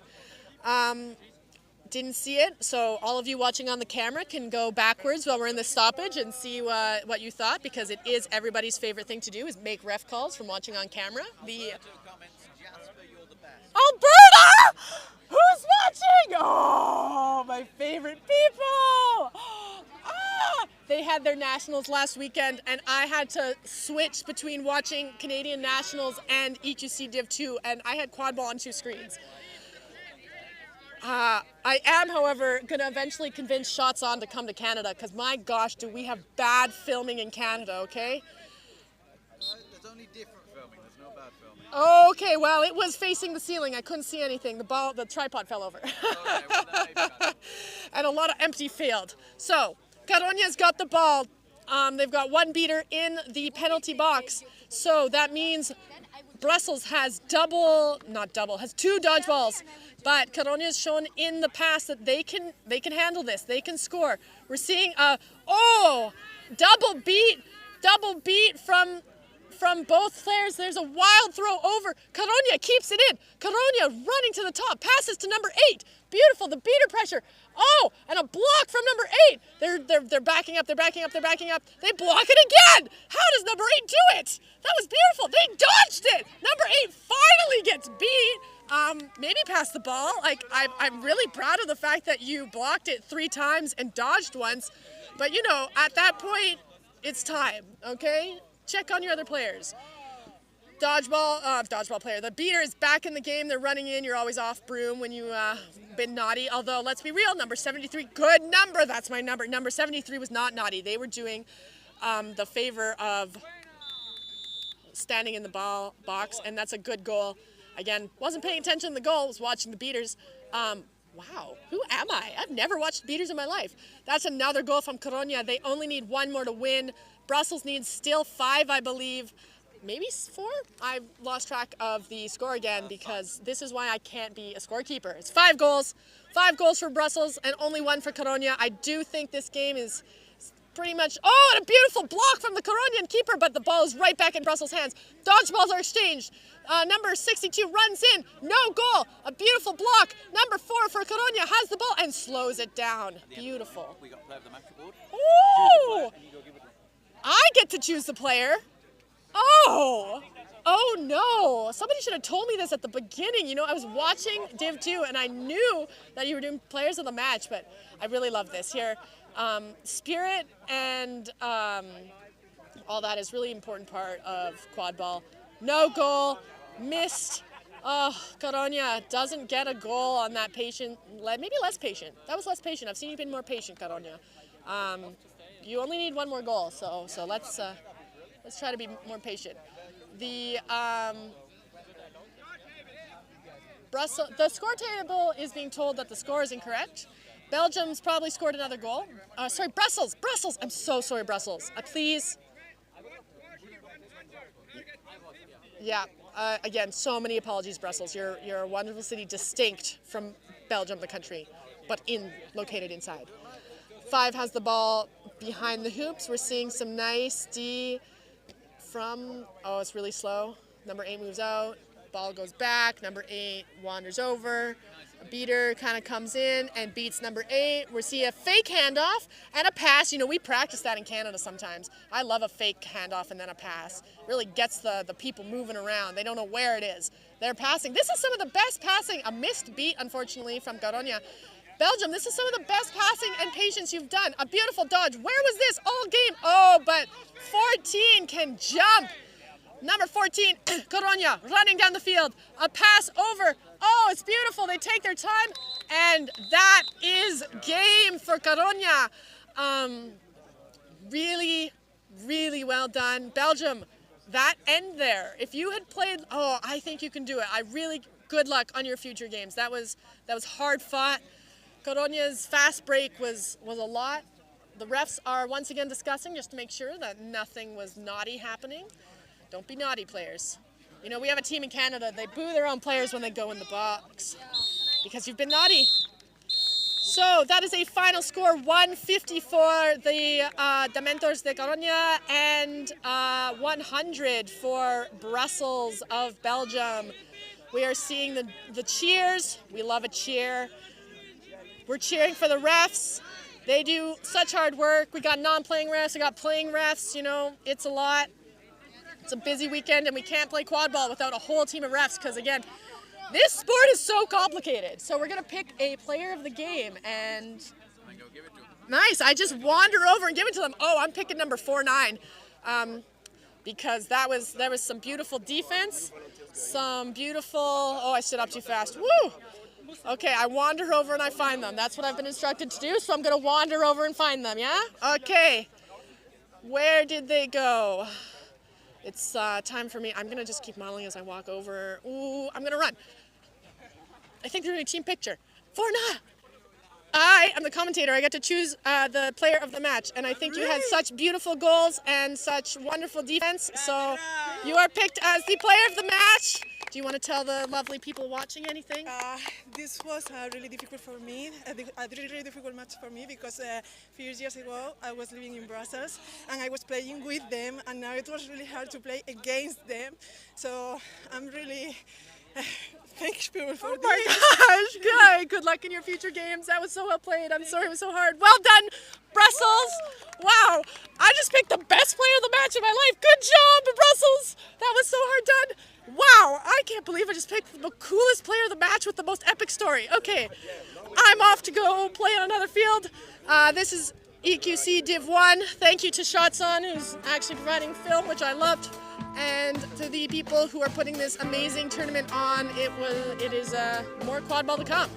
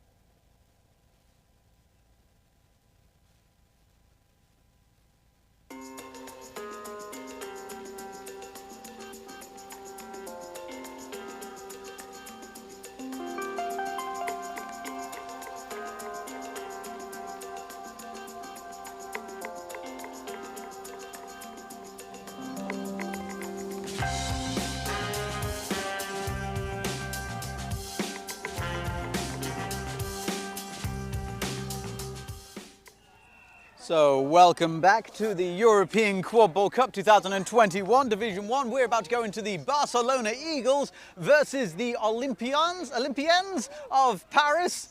Two teams that I can actually say the name of. I'm unfortunately going to be your commentator for today because no one else turned up. I have two amazing camera operators who are going to be showing you the best of the best in terms of recording ability here. Barcelona on the left. And Olympiens on the right. Paris, Olympiens of Paris. Game's about to start off. Both teams and brooms up, or sticks up nowadays. First to the volleyball was, well, the Olympiens, but they've been beaten out by two bludgers. Bringing Barcelona Eagles the possession of the volleyball for number 4. I believe, was that 99 Sash? No, it's not, I'm afraid. The bludger possession is currently with the Barcelona Eagles. Passing around the hoops. Pass over. Oh, a little bit of volleyball there from Barcelona, attempting to get towards the hoops. An attempted block, but not quite getting the hand there in the time. Quick bit of a breakaway pass over the hoops, but no one was there waiting. Though number 13 putting up a valiant attempt to try and get in the way to get there, but number 99, Sash, I believe, who was helping on the live stream last week. 94 for Paris Olympia, or Olympiens. That's the way, that's how you do it, isn't it? Olympiens. I gotta try and put on my Olympian, let's get my Peruvian accent on. Not Peruvian, Paris. I can't remember what you call someone from Paris. Right. French, yeah, I'll put my French accent on. Warning for moving other people's balls. You should always ask permission first. Volleyball possession in the center of the pitch with Barcelona Eagles.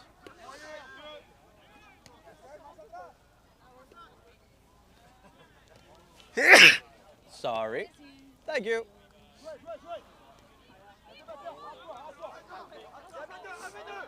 Volleyball just being able to block the shot there, going over the head and through the hoop. However, there's going to be a bit of contention. I think the referees are going to chat about if the bludger hit them in the head or hit them at all.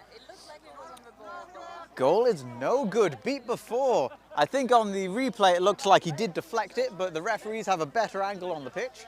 So that still leaves the score at 0-0. Volleyball possession is with, well, it's going to be given to the Barcelona Eagles.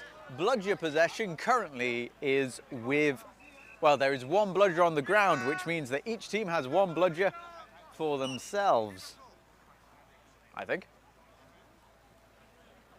No, I'm wrong. The Olympiens have 2 bludgers, Barcelona with their 1. Let's have a look.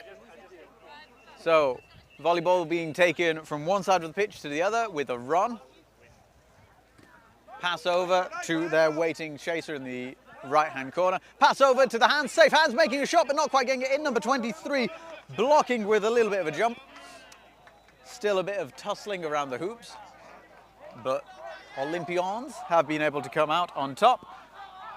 One bludger back there. Ooh, possibly a pass after beat, but it looks like it's not being called from the bludger play.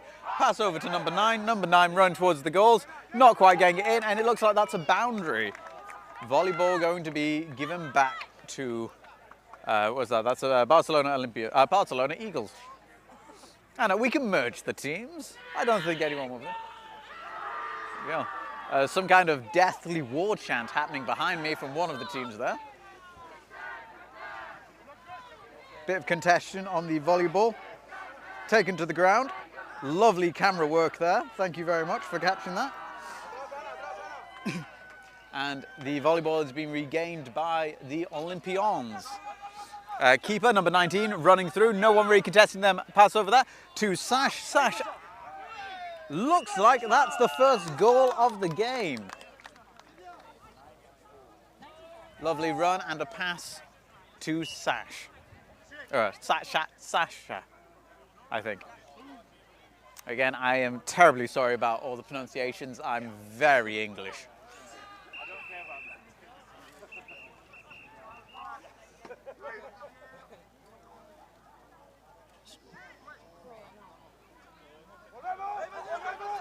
Volleyball back with the keeper for Olympiens. Pass over, not quite getting to the fingertips of number 9, who has been contested by one of the Eagles. There's now a crush on the ground. This is probably going to last a while. Refs come over to start counting down. Again, if the ball's taken down to the ground, you have about 5 to 10 seconds on the ref's discretion before it is called a turnover. Just keeps the game lively.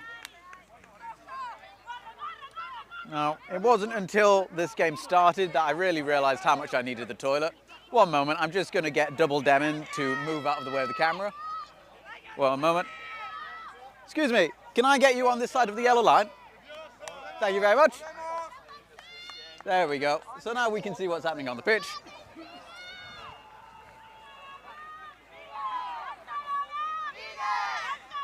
Keeper for Olympiens. Moving down the centre of the pitch. Game time excellently called out there at 5 minutes from the score table. Pass over to the wings. Good attempt at the goal there. Terribly sorry about the weird camera switching. My sticky hands. I am covered in sunscreen. Number 9 contesting, knocking the volleyball out of the ground, being picked up by 64. Good contention there by the Barcelona Eagles to try and regain control or possibly give their team a bit of time to reset their defence. Barcelona Eagles defensive line, I think they're doing a 2-2 or a cavalry wall. I think it's a 2-2. Ooh, that looked like that was a shot straight to the face. Arms have gone up from the referees. Most likely going to be for a head beat there or a face beat. Again, is he all right? No, it's okay. No, just a second. It's all right. One of our camera operators with a newborn 4-month-old baby, having to check that he's all right. He is absolutely beautiful, little rock. I can't roll my R's to pronounce it properly. I'm terribly sorry. Yellow card, face beat. So this is a yellow card, face beat for Paris Olympiens. Player number 14. What's that? Saint Nick. I'm not going to say the name. I'm terribly sorry. I don't want to butcher it. Saint Nectary, maybe. This leaves the bludger possession with Paris Eagles. Score is still 10-0 for the Olympiens.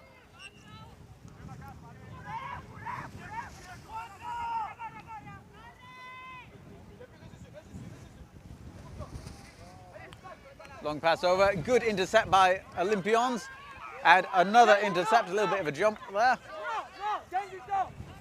64 deciding if they're going to make the run for it. They've decided not, they're passing over to 16, and we've got another brooms down.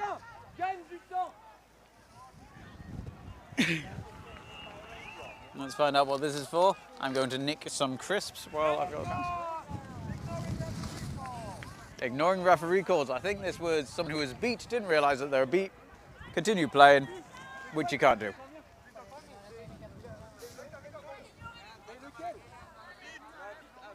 It's only when the game started that I realised how much I needed the toilet.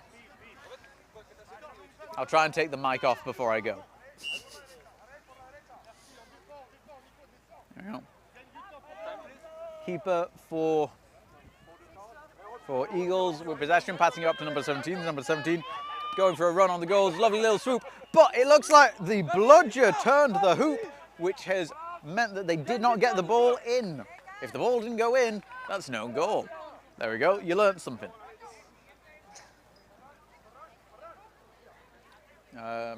Sasha back on pitch, number 94.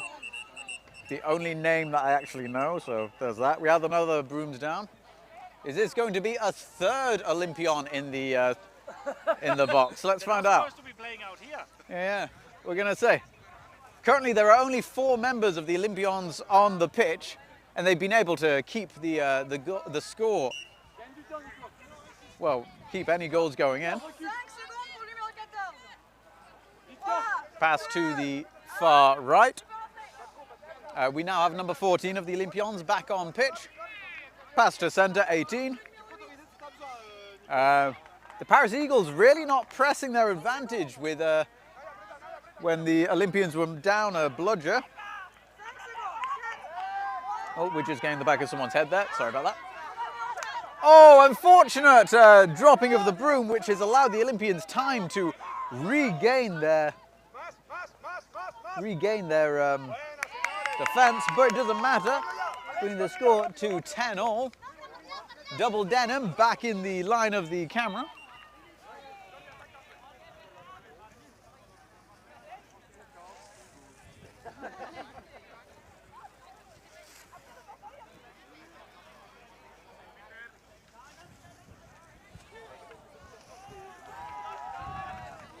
Trying to figure out if I can do something to get rid of him. I think that might be the coach for the Olympians.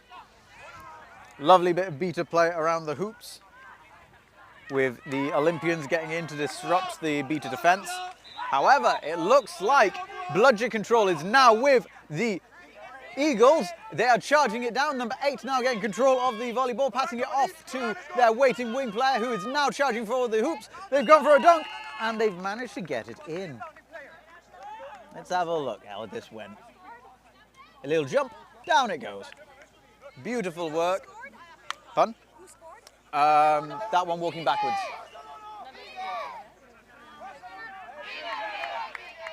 I don't know what number he is, I'm afraid.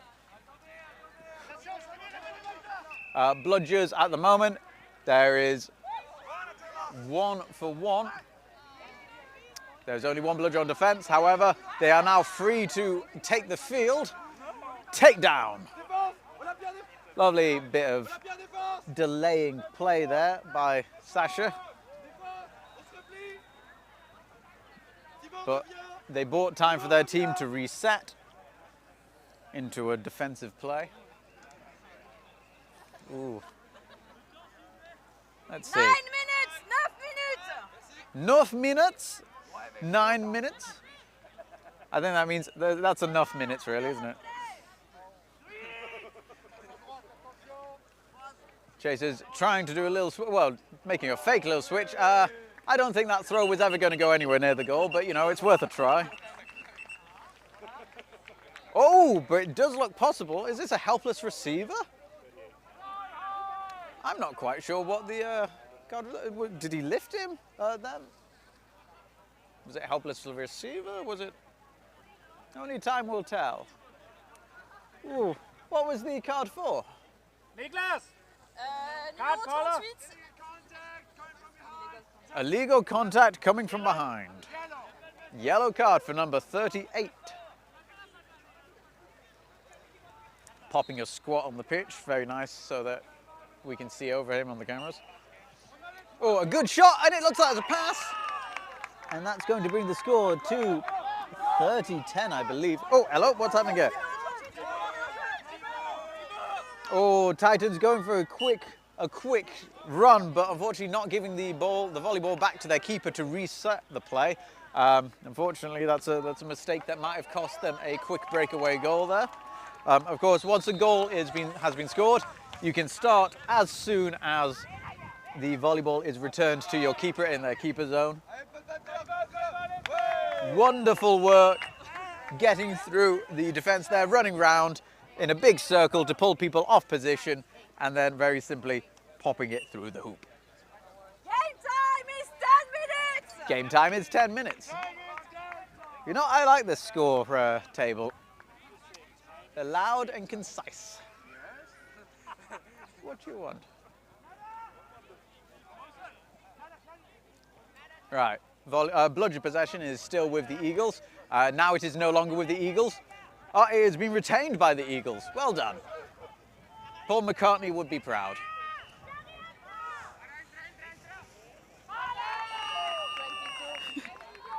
I just got a look from a look there that told me that maybe that was a reference that was too old for people. Right. Just a little bit too old. All right, all right. We get it. We get it. Yeah. We're not too old.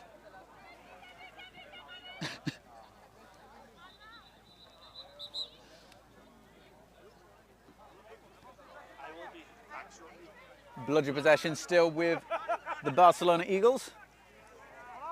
Pass to centre. Number 14 of the Eagles testing the beta defence, but coming back to help out their chasers to get closer in. Unfortunately, a bit of a panicked throw there leaves the volleyball back into the hands of the Eagles. The keeper for the Eagles now having possession. Bludger defence. We only have one beta, number 14, for Olympians in the way, but the Olympians chasers being able to control the pitch, bringing it through. Here comes the keeper. Is he going to barrel through? He's getting straight through. Ooh, possibly a bit of an unnecessarily hard throw through there. You know, yeah, I'm not a ref, so you know I'm not going to call anything to say time wasting or anything. But you never know. You never know. Score is currently 40-30. When the flag comes on pitch, it's all to play for. So good luck. What's your name? Susie. Susie's our flag runner for today. 12 minutes in. We still have 8 minutes until the flag's on. Oh! You know what? That was fantastic. I did not even see that waiting chaser there. Took me completely by surprise. Oh, here we go. Another broom's down. We have a timeout by Paris. 1 minute timeout. So each team has one 1 minute timeout that they're able to use before the flag is on pitch or during a stoppage if there is a flag on pitch at any given point. At the moment we have Paris's timeout being used. So with about 7.5 minutes before the flag comes on pitch, they're going to be having a bit of a discussion about how to keep, probably how to either keep the games within range or to pull away. At this point, I would say it's probably more important to have a think about keeping within range and then looking at retaining bludger control. Both teams showing that they can go 1-for-1 on each other when the bludgers are out of it. So it's going to be a case of, unless you can very quickly pull away now, you just have to think about guarding that flag. Here we go. They're back up.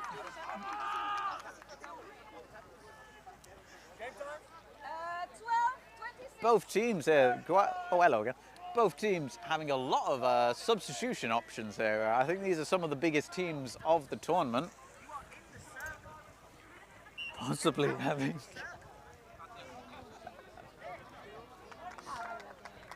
Okay, so bludger possession is with Paris Olympiens.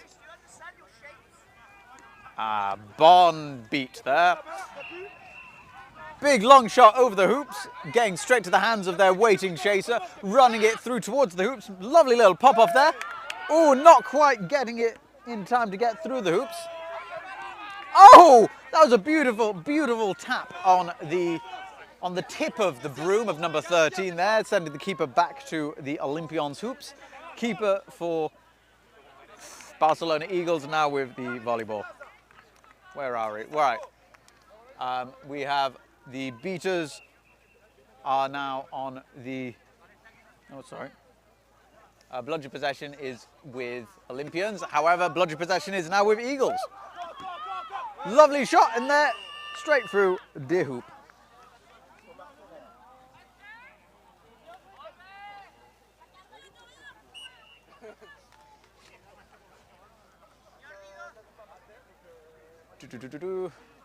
Bludger possession has been taken back by the Olympiens.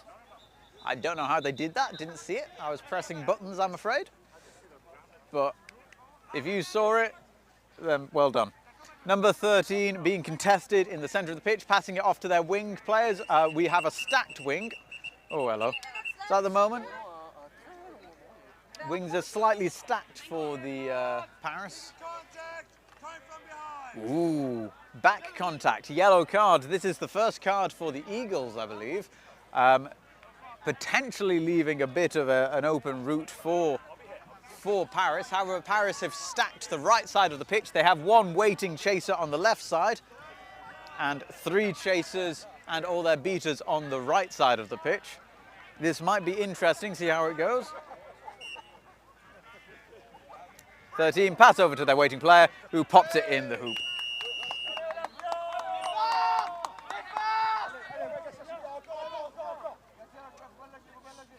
Oh, and the Eagles have come straight back in to try and get that point annulled by getting their own. But there goes a bludger straight into the lovely hands by number 23, I think, by Olympiens, passing it to their keeper. Oh, I thought that was almost an own goal then. Keeper for the Olympians with possession, now out of their zone. They've not noticed that there's a bludger behind them. But lovely wrapping work by the beater for Paris Olympians, making sure that the oncoming Eagles beater couldn't get there in time, allowing them to get an accurate pass off down the pitch and into the hands of their waiting player. There we go, run, run, run. Lovely little twist. And dunk. Beautiful. Game time, 15 minutes, and we have another brooms down. Nowadays. Goal is no good. Good golly gosh. 6-5. I think that might just be a case of they missed the hoop, but I can't quite be sure. How do you... Time is 15 minutes, 6 seconds. How do you say hoop in Spanish? Aro. Aro. Aro. Aro. What is that? El aro. Il aro. Il or al? El aro. Ooh, I've been armed with a new word. And here we go again. We have a breakaway from the Eagles running down the pitch, being tackled there, but not getting the hands straight on them, and they're going for the goal. Il ado. There we go. I learned it. It came in handy. We're going to have a bit of a discussion again. This is tradition. Every time something happens, we do need to have a stop. And there we go. Goal is good. That brings the score, I believe, to, oh, it's 70-50. How fun. We have about 4.5 minutes until the flag is on pitch. Bludger possession is now with the Barcelona Eagles, having reclaimed in the scuffle that happened near their hoops that allowed that breakaway run.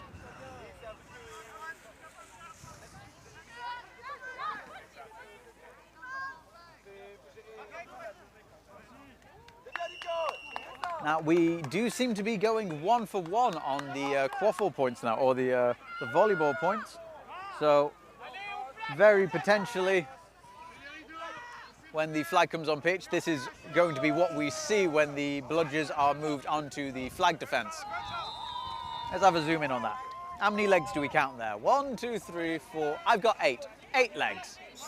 Which presumably, unless my maths is wrong, means that there's 4 players on the ground.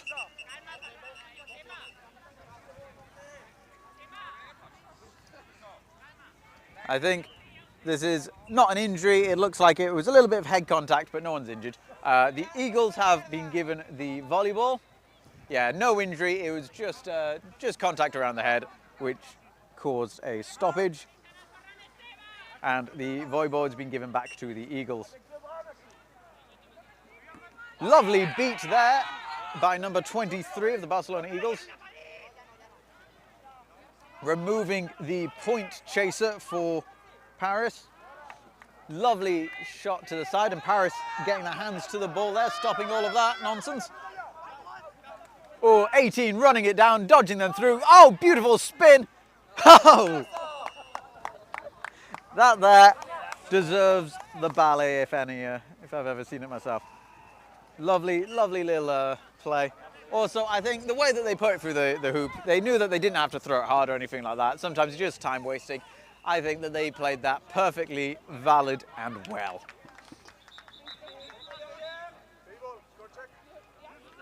Score is currently 70-all. Crucial point. Oh! That was called no good. I thought it went through the hoop, but I'm not a ref. I can't see their angles. Where are we? Bludger possession is with the Eagles still. Titans moving down the pitch slowly. 89 just clearing out some of the passing options. Lovely beat by number 14 to clear out the beaters. And it looks like 64 is running down the pitch to get close to the hoops. Not quite getting the hands to it. Barcelona again on a very fast run. They do like moving fast, these ones, don't they? It's quite fun to watch. Pass off there, managing to get the hands to it, and beautiful, oh, spin, but not quite making the catch.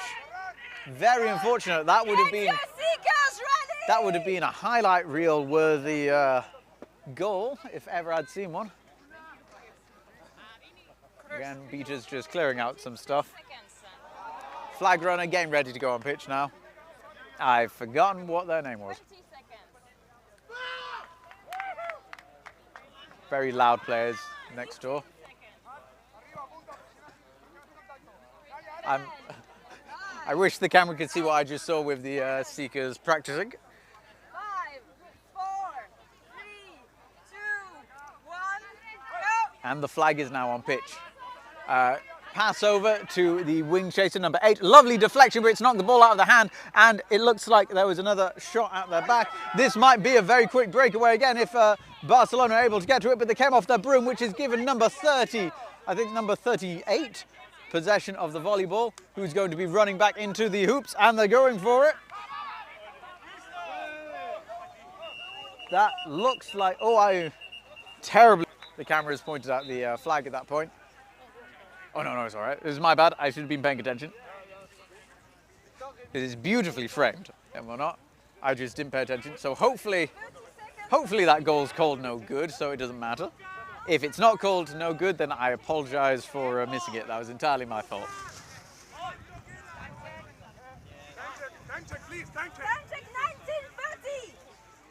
Time check is 19:30. Barcelona Eagles very desperate to know that fact for some reason.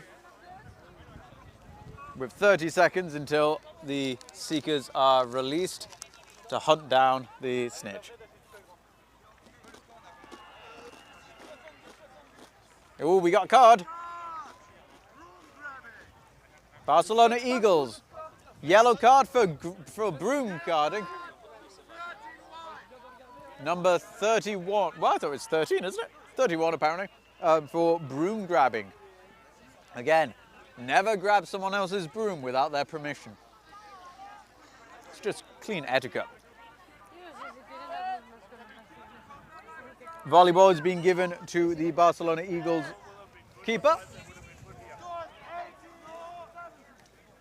Score is 80-70 at this crucial time. Barcelona Eagles have bludger possession. They are taking up position just in front of the Seekers, ready to knock out the Paris Seeker when everyone's released. We have again a bit of a crush on the ground there. 9, 8, 7, Hello. 5, 4, 3, 2, 1. That's it. Oh, good. Thank you. And the Seekers have been released straight off to be beaten. Number 16, beater for Paris, also being beaten, which leaves the Eagles a bit of alone time with the flag runner. But with a brooms down caused by some manner of nonsense on the chaser line, that's given them a bit of an opportunity to regain themselves. Barcelona Eagles having possession of the volleyball. And here comes the Eagles Seeker without anyone going in, but number 16 has been able to block them out with a beater. Both Seekers now being removed from the flag game, but it looks like Barcelona is going to get in there quicker. But number 16, again, beater for the Olympiens, has got in to clear that out, giving the Olympians their first time with the flag on their own, but a quick beat has taken them out. Paris Olympiens having bludger control around the flag, being able to keep control. We have another attempt at a run in there, but they've been put off there. 23 coming in to attempt to get that flag without any contention, and there is a catch. But will this be called good? Only time will tell. It looks like the flag runner fell after the fact, so after the catch, but is there any other issue on the pitch that's going to make this game go on even longer? It's not that I'm desperate for it to end, but I am desperate for the toilet. So let's see how this goes.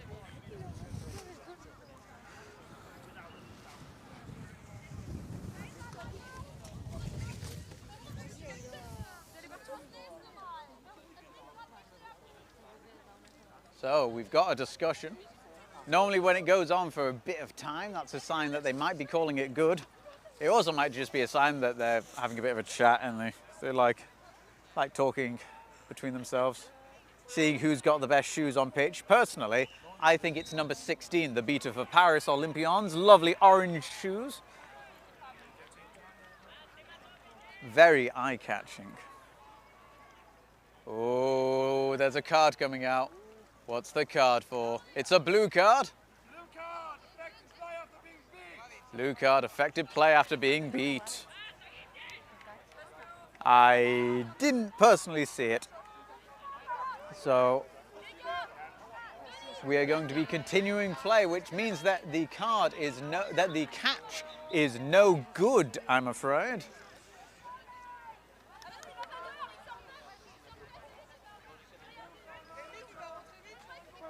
So we're back in play.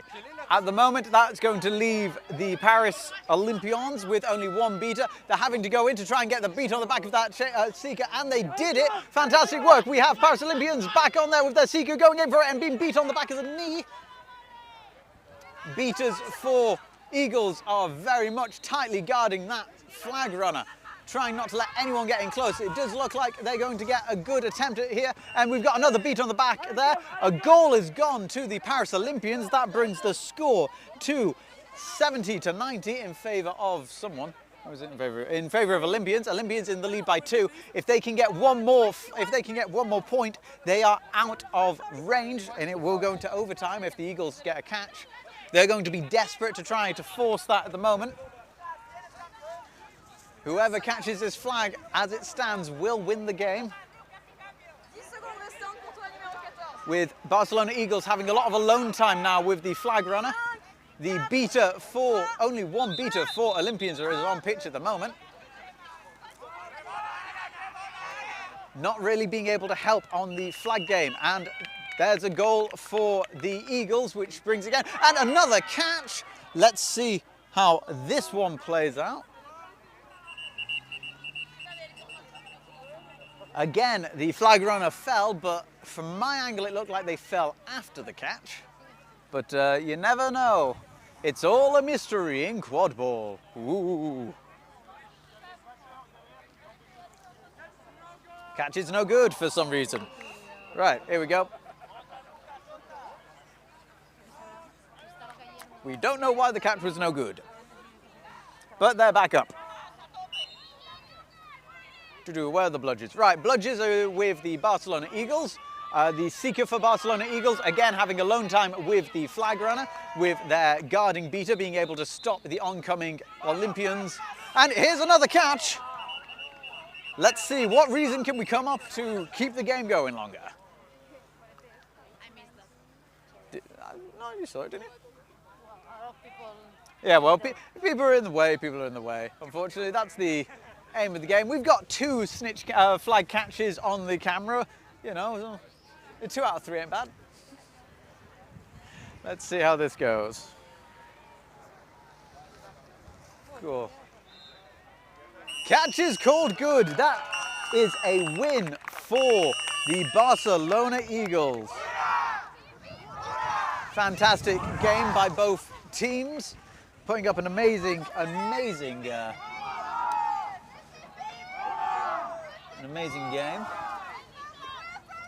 Having a look at some of the comments on the stream, I genuinely have no idea what a lot of you are talking about. It is, oh, thank you so much for that. It is awfully windy here at the moment. Oh, there you go, but only if you're free and whatnot. Oh, but no, but thank you so much. Right, I'm going to give the player of the match award to someone. Oh, thank you. Oh dear. Where have they gone? I can't remember their number, but I know that they are, oh, they're in the middle of the, I think they're number 18. Number 18 of Paris Olympiens, I think, played absolutely stunningly in the first half, getting a good portion of the goals. that the team got in the first, I think the first 10-15 minutes of the game. So once they've done with their hugs and being friendly with each other, I will go and bother them. They're doing a serpentine. They're not just hugging once, they're going twice.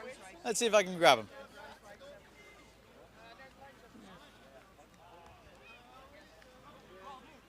There we go, let's find out what happens. Hello, number 18, we have a player of the match medal that I want to give you there, if that's all right. What's your name, can I ask? Nicolas. Nicolas. How did you find that game? Pretty tough. Pretty tough. Well, walk towards there so you can get in the photo. There we go. Do you know how many goals you scored? Sorry? Do you know how many goals you scored? One, Hey, two. go. Run. Yeah, I'll grab him again in a moment. Every team is having a bit of a lovely photo session at the end of each game today. Do they not know that we've got games to keep going on with? So that was the Paris Olympiens versus the Barcelona Eagles. Barcelona Eagles winning on a flag catch. I believe they trailed by 1 goal at the time. And I'm going to let them have like a nice time between themselves. They're going to want to go have a chat about the game, how everything went and whatnot. Is Nicholas? I will translate because my English is so bad. It's all right, so's mine. No. I just want to say well done and whatnot, because I think you got... Oh, we got translator. And we got Sasha and whatnot. So do you know how many goals you scored in that game? I got at least 4. 2, 4, 3, not much, je crois pas. Pourquoi je réponds en anglais alors que j'ai des... 3 or 4, no? Non? At least 4. Moi je pense 3. I thought it was at least 4. Ouais? Je sais pas. You happy about that? Ouais, super. Go, well, go now. Have a good game. Subscribe to Shotsun channel. Boom boom! Boom boom! Fantastic. We'll be back with the next game very shortly. That's going to be displayed what that will be on the screen. If you can't wait for me to figure that out and do that, just go on to Quadball Live and you'll be able to see the next games coming up. Until then, see you in a bit. Okay, wonderful.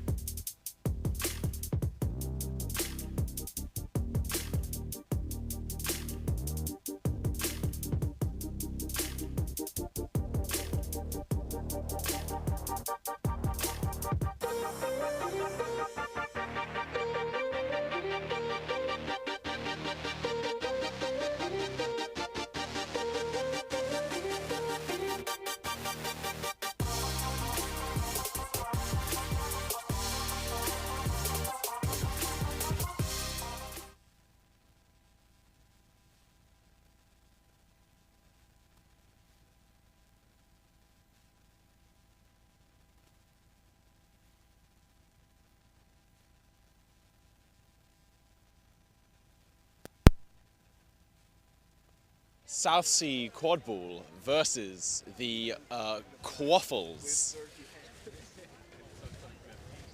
We are still in our group stage games on day one. And I'm sure both of these teams will be wanting to get themselves another win, put themselves one step closer to a good knockout stage run towards the final at the 2025 European Quadball Cup. My name's William Brilliant. I'll be your commentator for this match. I will attempt to be checking the stream comments in case anything disastrous occurs. Both teams are now in their huddle. The pitch is set. We are about to begin.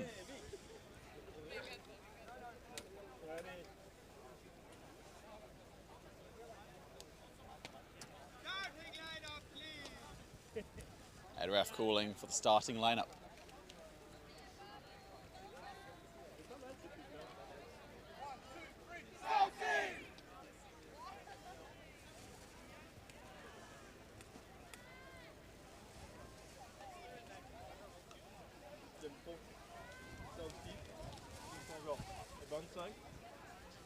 We have the starting runners lining up.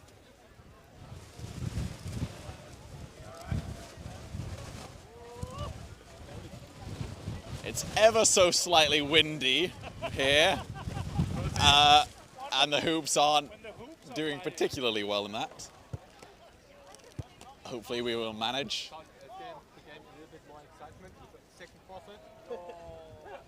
And especially not that one. Is that not the one that is completely like destroyed in the surface? Not when it has all those holes. So like in Germany, we have a common saying like if the very well done, your leg goes past the swim, always a part. What?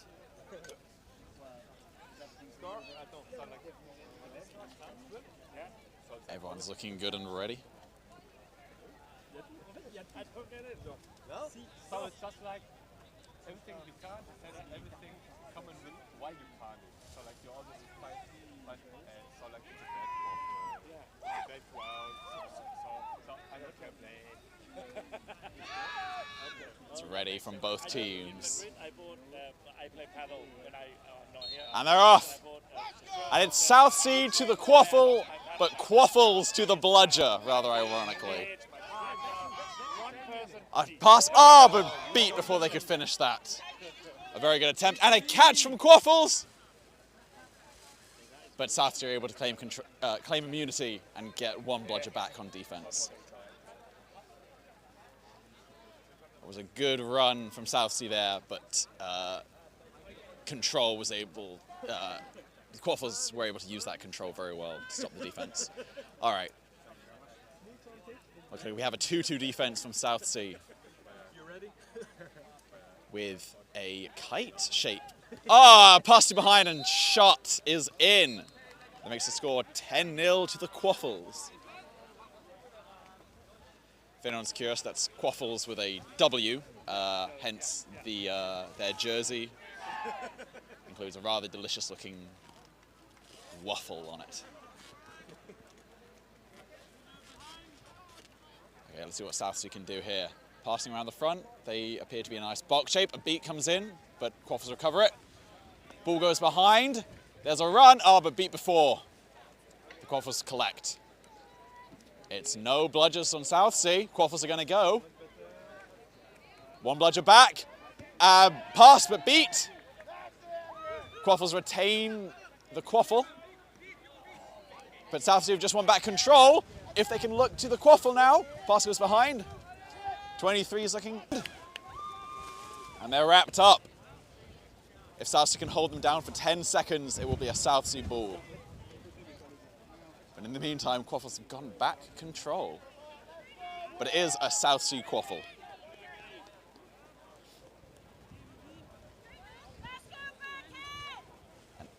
Solid defense. All right, Southsea moving up. No control.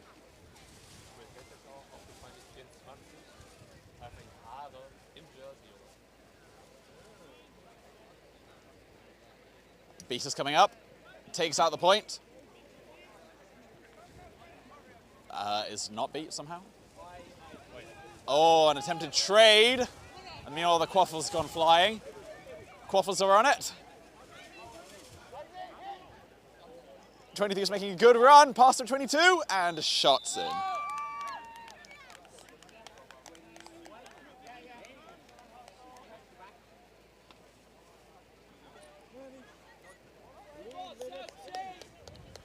So I believe that makes it 20-0 to the Qwaffles.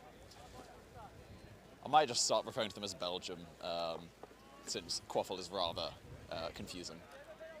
Or perhaps the Waffles instead, anyway. Number 0 for Southsea moving up. Attempting some kind of run. It's not on. Beaters are making some play, but nothing comes of it. Qwaffles are attacking. Passes off. Oh, a missed beat from number 7 Southsea. But there's one beater on hoops if Southsea can finish. Shot goes high. Collected by number 0. Still only one bludger on defense. Oh, and it's unfortunately blocked through the middle hoop. A good shot from number 0. I believe that's Luciano Mello. He's now subbing off for number 20.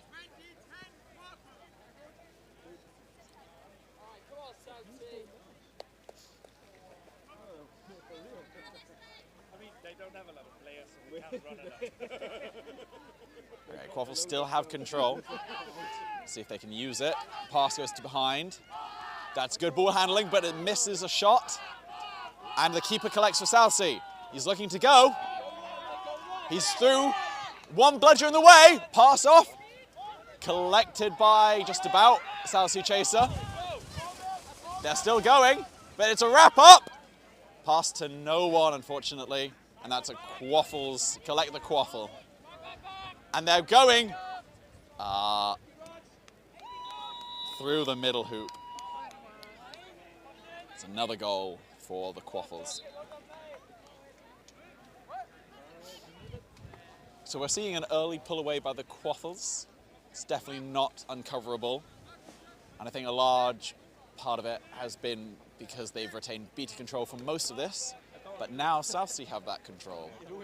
So let's see if they can finish a hoop with this. Southsea beater getting very close, tapping out some points. Qwaffles don't seem to be doing too much about it. Pass behind. Oh, a missed beat! He's going to run it in. Oh, and missed off the middle hoop. Keeper's ball. Unfortunate.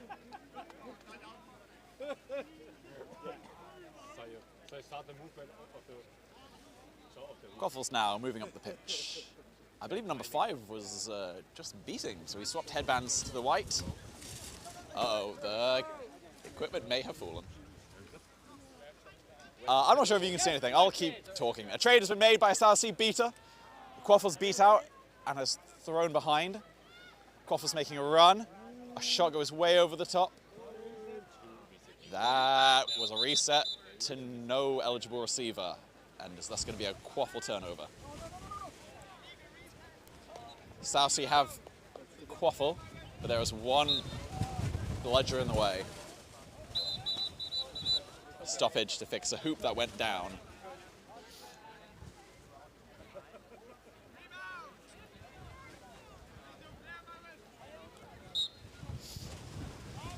Southsea beater going in for a napalm.